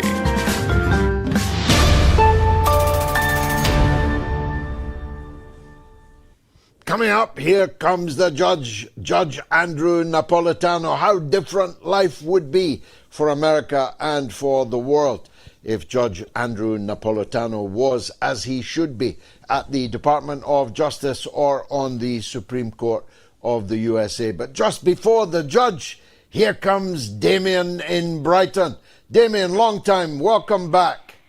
Good evening, George. I'll be very brief so we can get to the judge as soon as possible. But I would like to say, George, seriously, that while America may have many reasons for why it would like to attack Iran, I believe there's one reason why it won't. On the reasons why it would want to, very briefly, it would want to attack because historically Iran has been a bridgehead for Western attacks on Russian interests, to cause problems for China, to maintain the dollar's status as the world's major reserve currency, and of course to cause a civil war to divide the people of Iran, because Iran is the only country in the Middle East which has the will, the political will, and the wherewithal to challenge the apartheid states of Israel's and oppose its ongoing genocide of the Palestinians. So those are the reasons why. The reason I think it would be most unwise and counterproductive for them to do it is because, as we saw from the 12-day war, Iran has missile superiority over Israel, and I've got the facts to back that claim up, George. The US Army has got just 8 THAAD batteries and produces just 161 THAAD missiles a year. CNN reported that during the 12-day war, America used up 25% of its THAAD missile stockpile. It's also been reported that the American Army has only 25% of the Patriot missiles it would need to carry out the Pentagon's plans. And America produces just 600 Patriot missiles a year. And meanwhile, on the Iran side, it was reported in July of last year that Iran has 20,000 ballistic missiles. That was confirmed by Benjamin Netanyahu, who cited the figure 28,000. The large number of those hypersonic missiles, plus Iran also has over 10,000 drones. So I would say, it would be an absolutely catastrophic mistake for America to proceed with those sort of numbers. And if America did attack Iran, Iran has the capability to destroy every military base in Israel, every port, every oil refinery. I mean, the damage will just has the potential to really wipe out Israel's military capabilities. Yeah, and the rest of the world. A legendary call, please, Damien, don't be a stranger, come back soon. That's a perfect summary, although incomplete, of course, necessarily. It's a perfect summary of the reasons why Donald Trump should not be launching a new attack on Iran, a renewed assault on Iran. But all the signs are that that is exactly what he's going to do. He's moved the necessary air and naval assets towards Iran. Iran is completely surrounded by American military bases. He's moved through Hawaii the necessary assets that would be required for a substantial assault on Iran. His rhetoric is going to be very difficult to climb back from. I mean, how is he now going to explain in this new Caligula era that he's done all that, but he's not going to go through with it? Locked and loaded is usually the prelude to fire. So it's very difficult to see with this frenzy, this media, hypocritical frenzy in the media against Iran. It's very difficult to see how he could save face and back down from an attack. Now, it might very well be, just like Venezuela was, that the attack is cosmetic in nature. One night of attack on Caracas didn't exactly add up to a war, even if it did succeed in illegally kidnapping and rendering. I don't know why I'm using the word illegally. Everything's illegal. We might as well dispense with the term illegal war. They did kidnap and render the president of Venezuela, but the Venezuelan regime is intact. It is absolutely intact. The people of Hugo Chavez are still in power in Venezuela. Russia and China and Cuba are still there in Venezuela. Marco Rubio is not going to be the president of Cuba. A lot of these things are merely rhetoric to play to the base and to get everybody looking over there. And look how that's working. Who's talking about Venezuela now except me? Who's talking about Jeffrey Epstein and the judges and the Congress that ordered the complete publication of the Epstein files? Who's even talking about that anymore? It's one escapade after another, dealing death and destruction and instability and recklessness in the world. The slaughter of the old world is taking place hourly, daily, as we see it in front of our eyes. Meanwhile, here in the East, people are just getting on with building their economy, getting richer and richer and richer and richer. Let's go to another old legend, Eves in Florida, before the judge joins us. He wants to talk about Putin and Trump. It looks, Eve, to me that the relationship between Putin and Trump, once famously close, is busted. How does it look to you? Yes, what I think is that Putin went for 2 weeks in a deafening silence, and let me tell you what this man who knows his story very well may have thought about. He knows President Putin is winning very slowly the war in Ukraine. He gained maybe 10 square kilometers, 20 square kilometers a day. And during this time, he has seen that he has lost Syria. He has lost his good friend is Venezuela.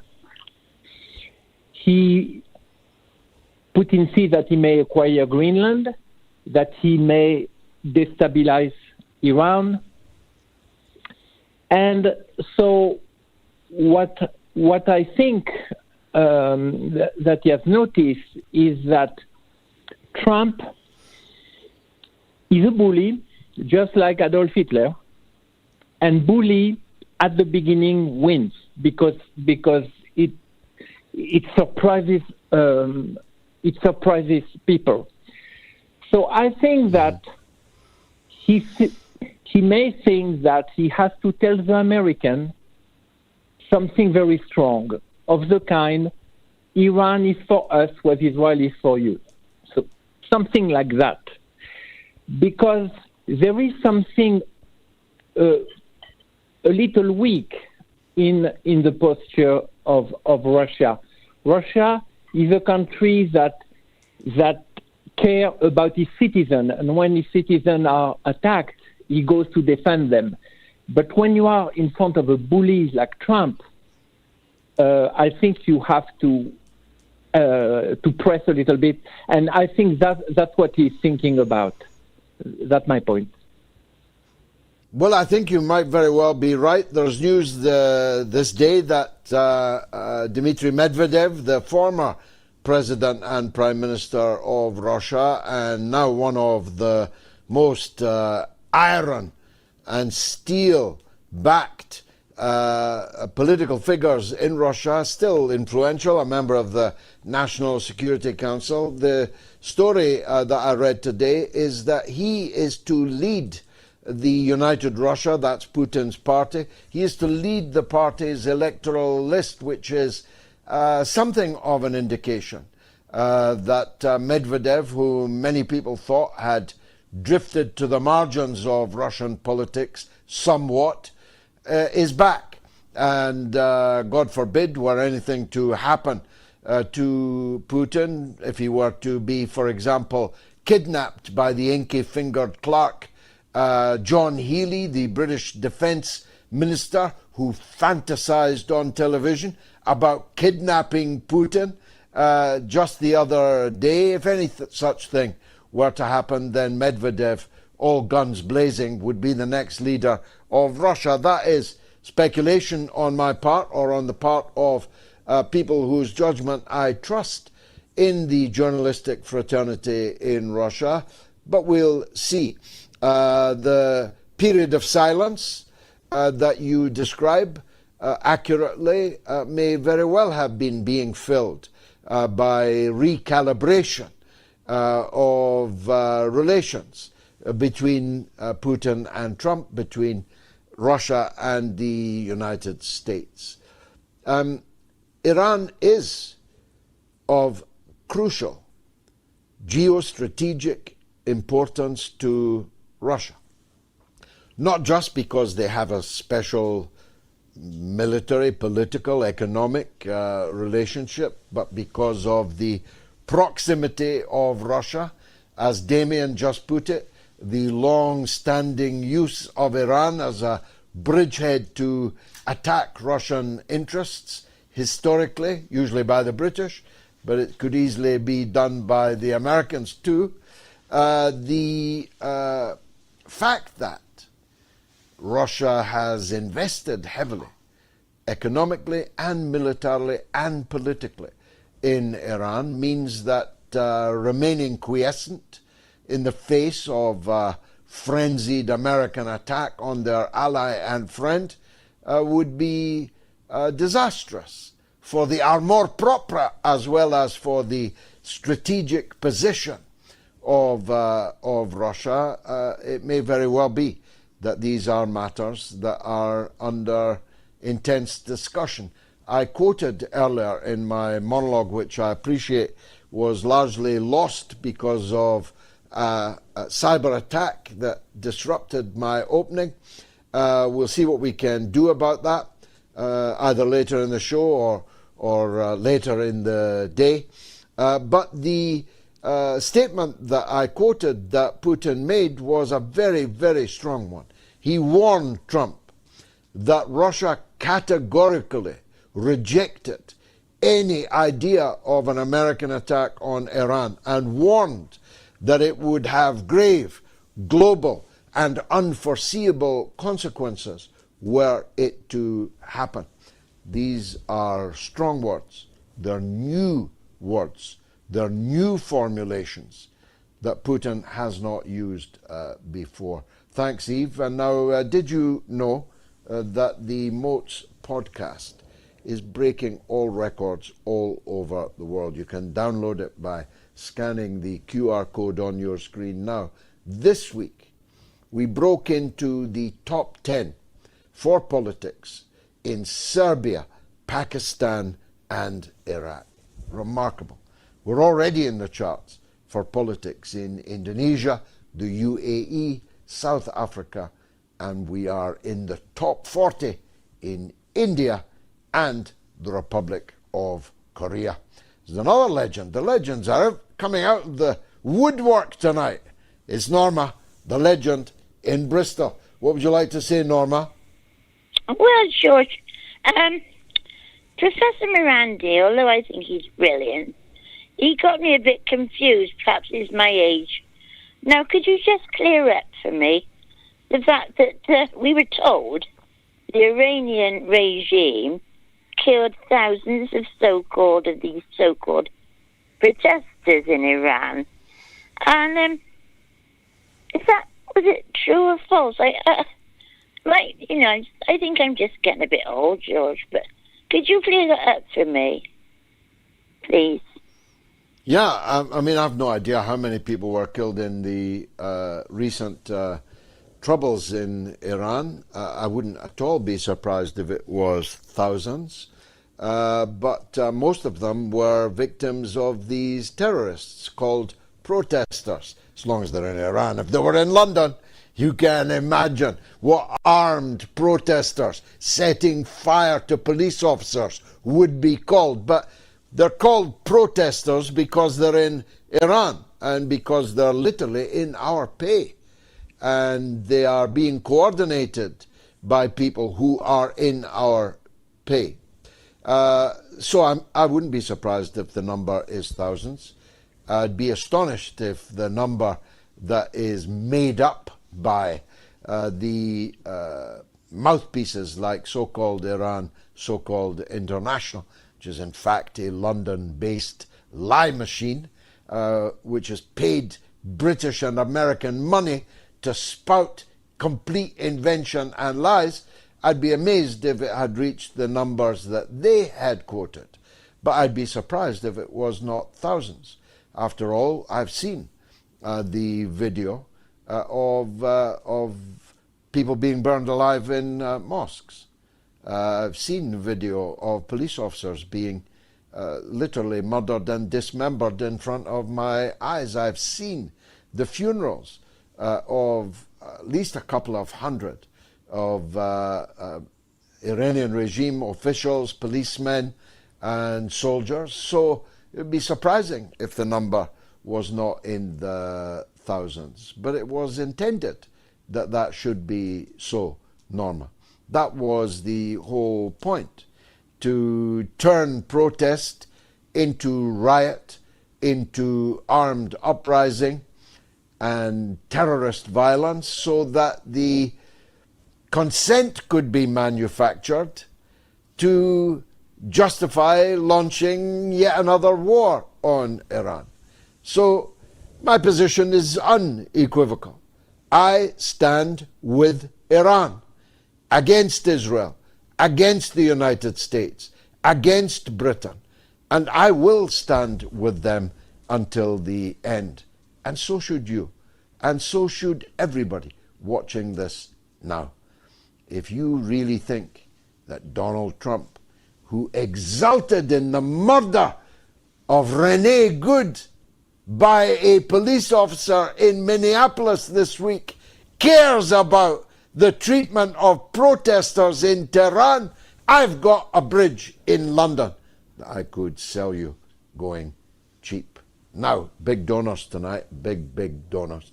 Look, to be a member of the exclusive Moats Club, you need to leave a quick donation. That keeps the show going. This hour's top donors are Sabia Malik, Isabella McCardle, Michael Weinberg, James Brogan, and Jonathan King.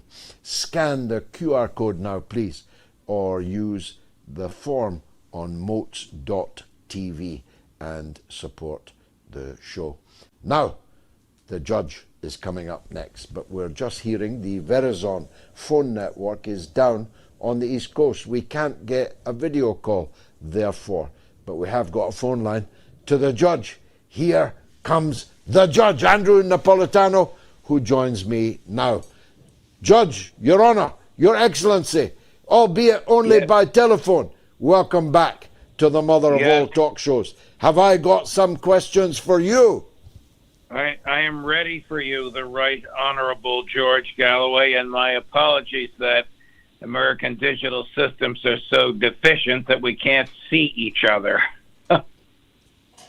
Well, I hope we see each other soon, and I believe that we will. But let's talk, at least, Judge. I want to start with the point I just finished with. We now have a situation where the American president, I don't say the government, but the president has a private army, rather like Hitler had the brown shirts in the 1930s before the war, that seems to be able and willing to roam the countryside, beating, bludgeoning, and even murdering American citizens. How did it get to this? I wish I knew how it got to this. It was Donald Trump's demonization of immigrants and persuading MAGA and his other supporters that they are beneath humanity and unworthy of the protections of the Constitution. And that has enabled him to amass a police force of masked thugs who have no identification on them whatsoever, of about 250,000 of them, and they roam the cities ostensibly looking for those who are here illegally. They arrest without arrest warrant. They incarcerate and deport without hearing. When these poor people are able to get their cases before judges, the administration has always lost. But this keeps going on and on. The case in Minneapolis is horrific. The woman was shot in the head because the cop was too lazy to get out of the way of the car. In America, if you get stopped for jaywalking or for murder, the policeman has to give you his name and badge number. These ICE people don't have to give you anything. There's a clip this morning that I got from our mutual friend, Gerald Salenti, of a woman who made a wrong turn. She went down a wrong street in Minneapolis. 5 of these thugs descended on her. She said, look, I have a doctor's appointment. They said, no, you don't.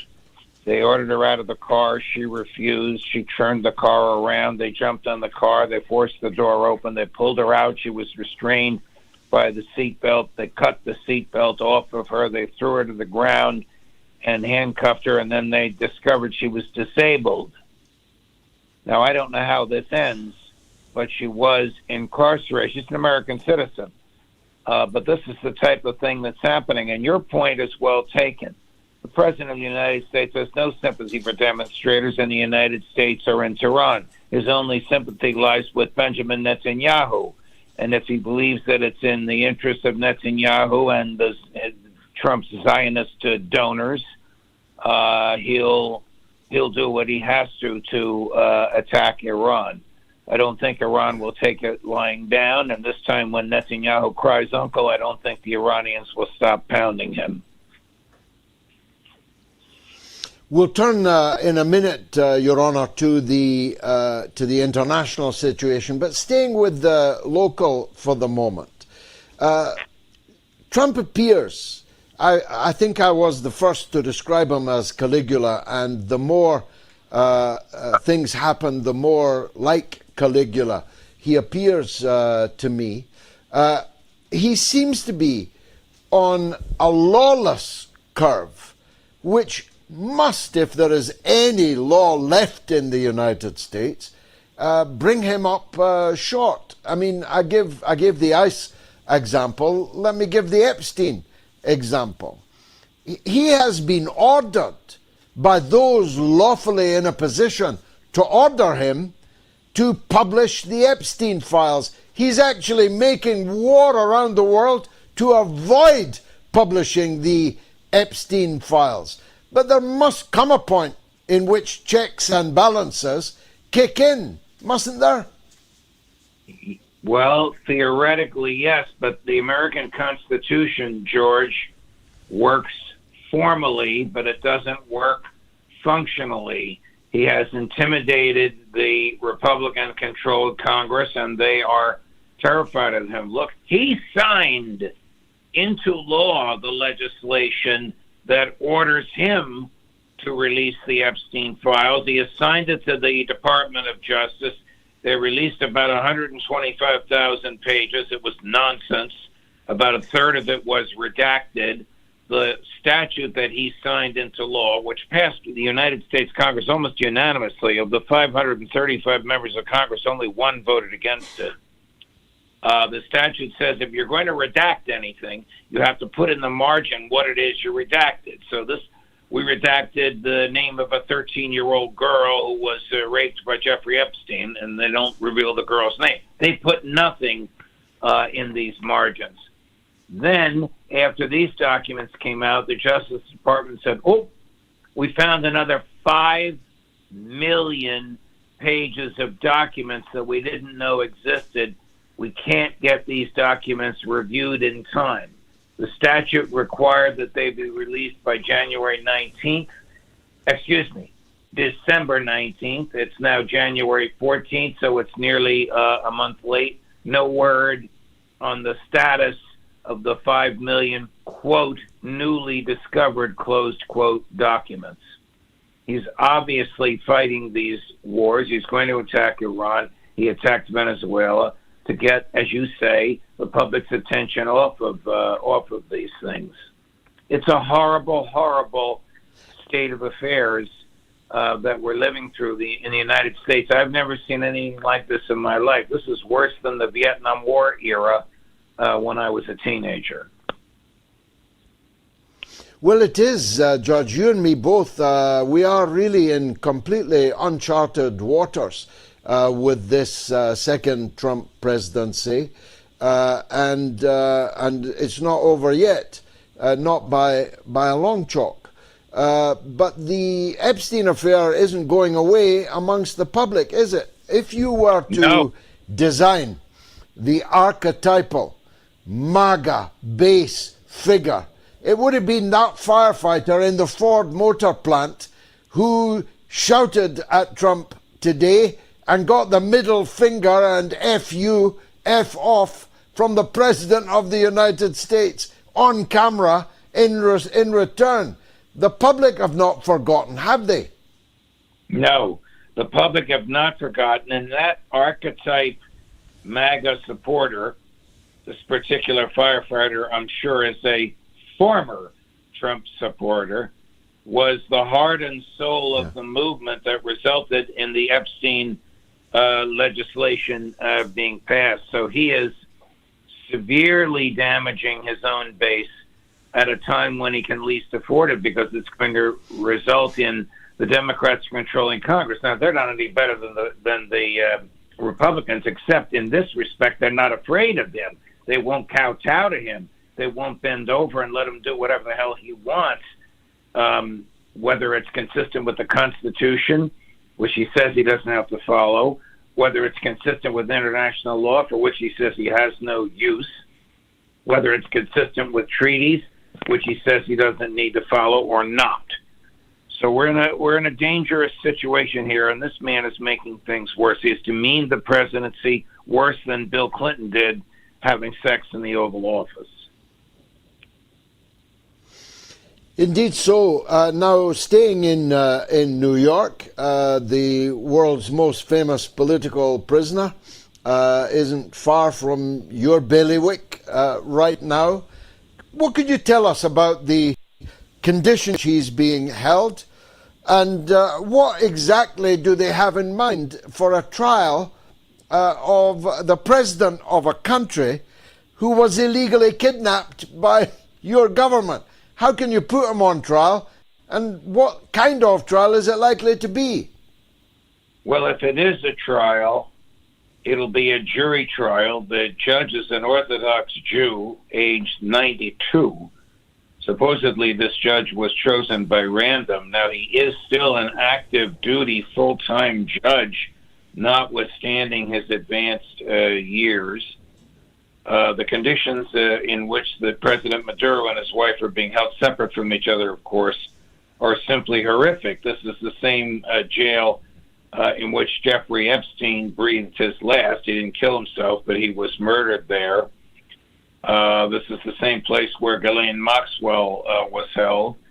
It's a horrific facility. It's not a long-term facility. They hold people there from the time who don't get bail from the time of their arrest until the time of the trial. Interestingly enough, this judge, on his own, raised the issue of bail, and the prosecutor's ears were singed. They couldn't imagine him granting bail. The president sent an armada to arrest, but of course the judge does have the authority to do that. If there is a trial, it will be a jury trial before 12 or 16, the four alternates, New York citizens. The charges against him are absurd, and some of them are simply not crimes. For example, possessing a machine gun in Caracas that is unlawful to possess in the United States. Now, the federal courts do not have jurisdiction over behavior in Caracas, so that charge goes out. One of the other charges is dispatching cocaine from Caracas to Paris. That also had nothing to do with the United States, so that charge will be out. The other two charges are conspiracy to distribute cocaine, but they don't have the cocaine that he allegedly conspired to distribute. When the president of Honduras was convicted of distributing cocaine, they brought a truckload of cocaine into the courtroom and persuaded the jury this was the cocaine that this guy caused to be delivered. We stopped it. In Maduro's case, the cocaine does not exist. The sole witness against him is a former general in the Venezuelan military intelligence who is already incarcerated in the United States for drug trials. and who is negotiating for a lesser sentence in return for telling lies against President Maduro. So the government has a very weak case. The indictment looks like it was written by a law student. It was very, very rushed. It's very sloppy, and as I said, it has things in there that couldn't possibly be criminal. Finally, turning to the international situation, Your Honor, and you and I are going to, I think, be talking about this intensively in a few weeks' time. Yes. And we'll share that with the audience as much as we can.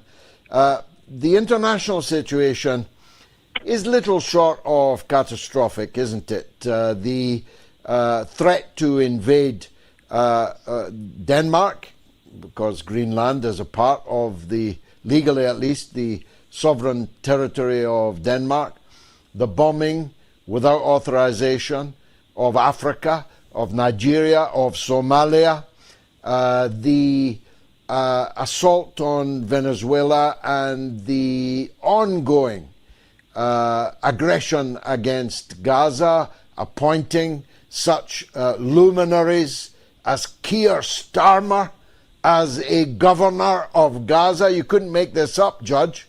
No. And the imminent, it would appear, war against Iran. It's war throughout the world, isn't it? Well, again, our mutual friend Gerald Celente has a famous one-liner, which is a truism. When all else fails, they take you to war. Trump has a failing presidency economically, a failing presidency in terms of civil liberties, a failing presidency in terms of peace, so he's got to start another war. Mrs. Adelson and her Zionist oligarch billionaire buddies have a voracious appetite for doing whatever Prime Minister Netanyahu wants them to do. And right now he wants them to put as much pressure on Donald Trump as they possibly can. They're moving American troops out of harm's way in Qatar, but they're moving American ships into the Gulf. They will be crazy to start a war against Iran. If they close the Gulf of Hormuz, what will that do to the price of oil? Trump must think that the oil in Venezuela is just going to come out of the ground. The oil in Venezuela is as thick and heavy as tar. It is a very expensive and lengthy process to refine it and make it usable. That will not begin for a couple of years. In fact, it might not even begin while Trump is in the White House. So he's being fed lies and exaggerations by Netanyahu.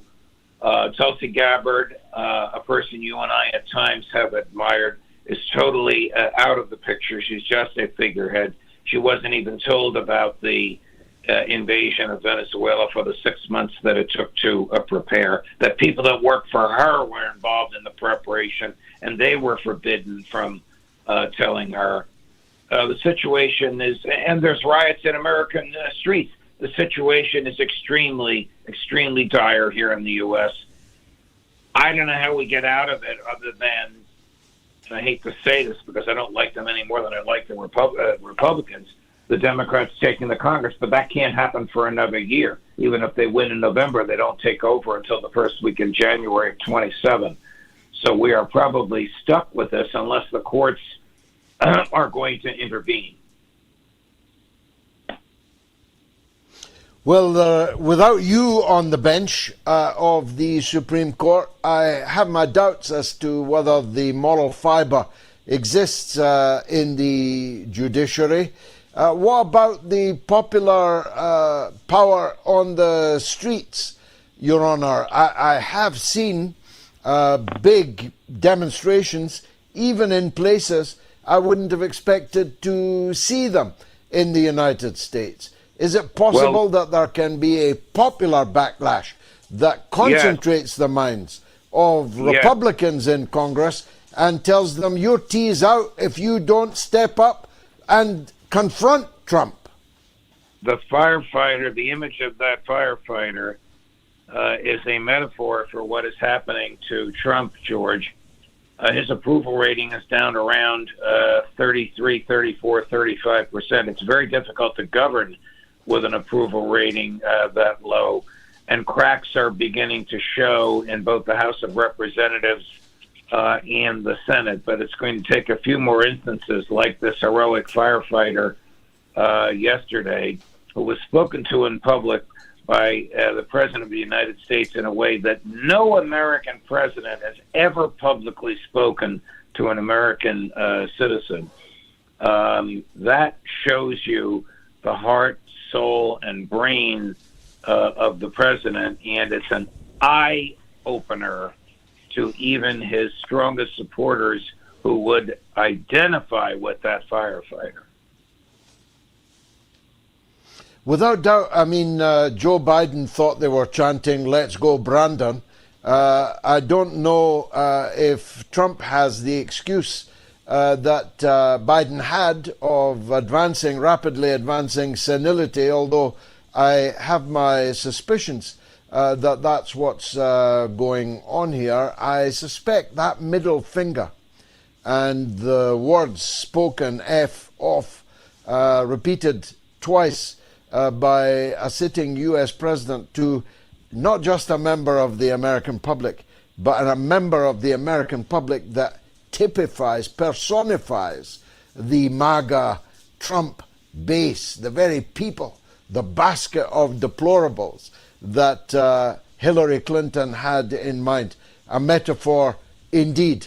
I think, Your Honor, Judge Napolitano, albeit only disembodied by voice and telephone, thanks very much for joining us on the Mother of All Talk Shows. Judge Napolitano, I'm grateful to you for coming on the show despite Verizon literally having no service on the entire east coast of the United States. You think they need to stay home and fix their own roof? Well, they apparently don't. Now, apparently, as a result of the cyber attack and disruption that we suffered at the beginning of the show, some important things that I had to say were not heard by the audience. So if you'll forgive me, I'd like to recap on two things.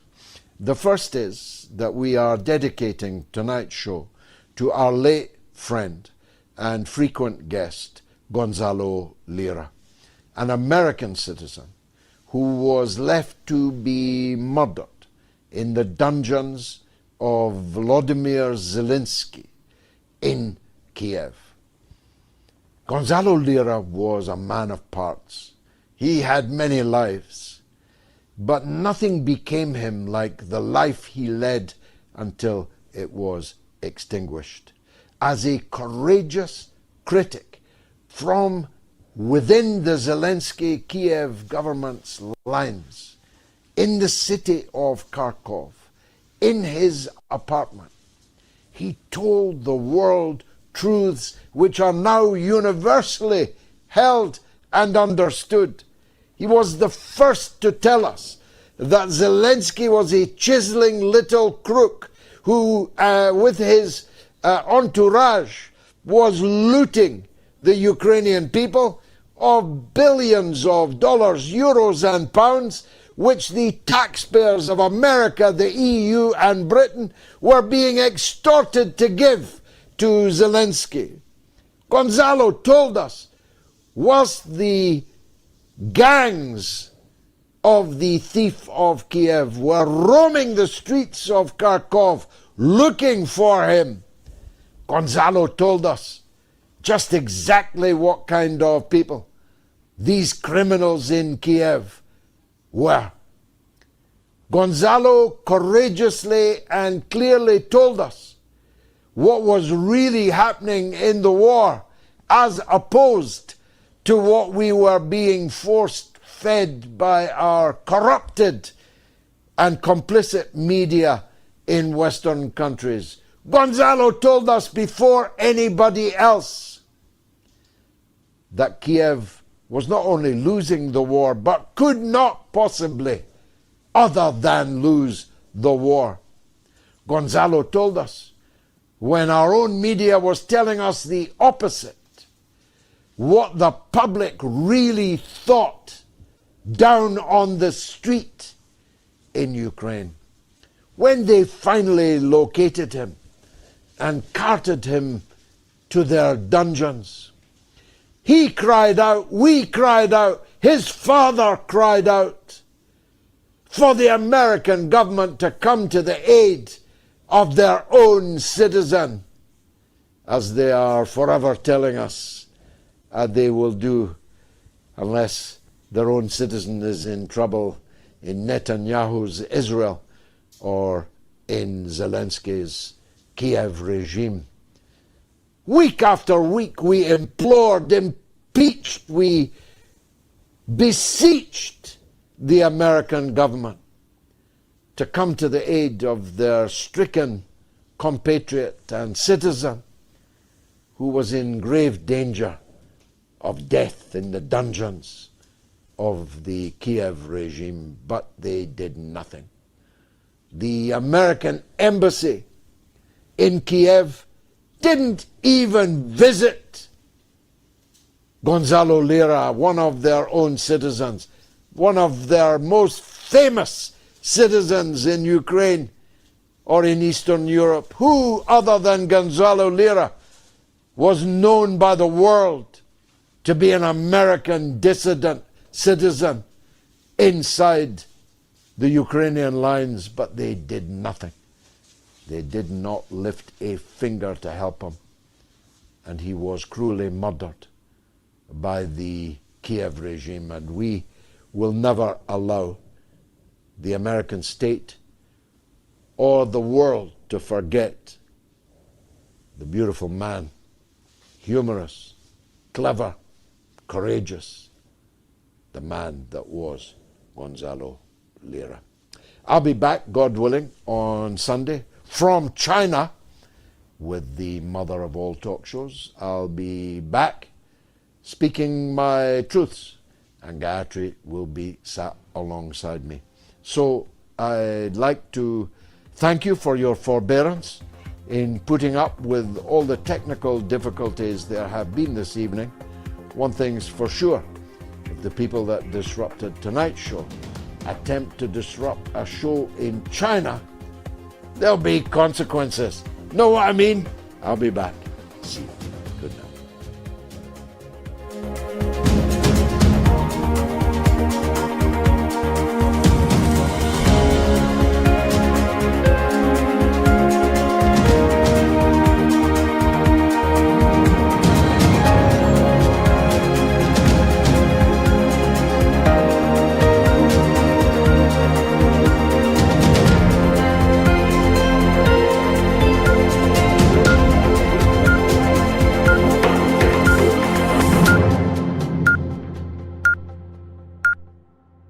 It's the mother of all talk shows. It's the mother of all talk shows. It's the mother of all talk shows. Go get 'em, George.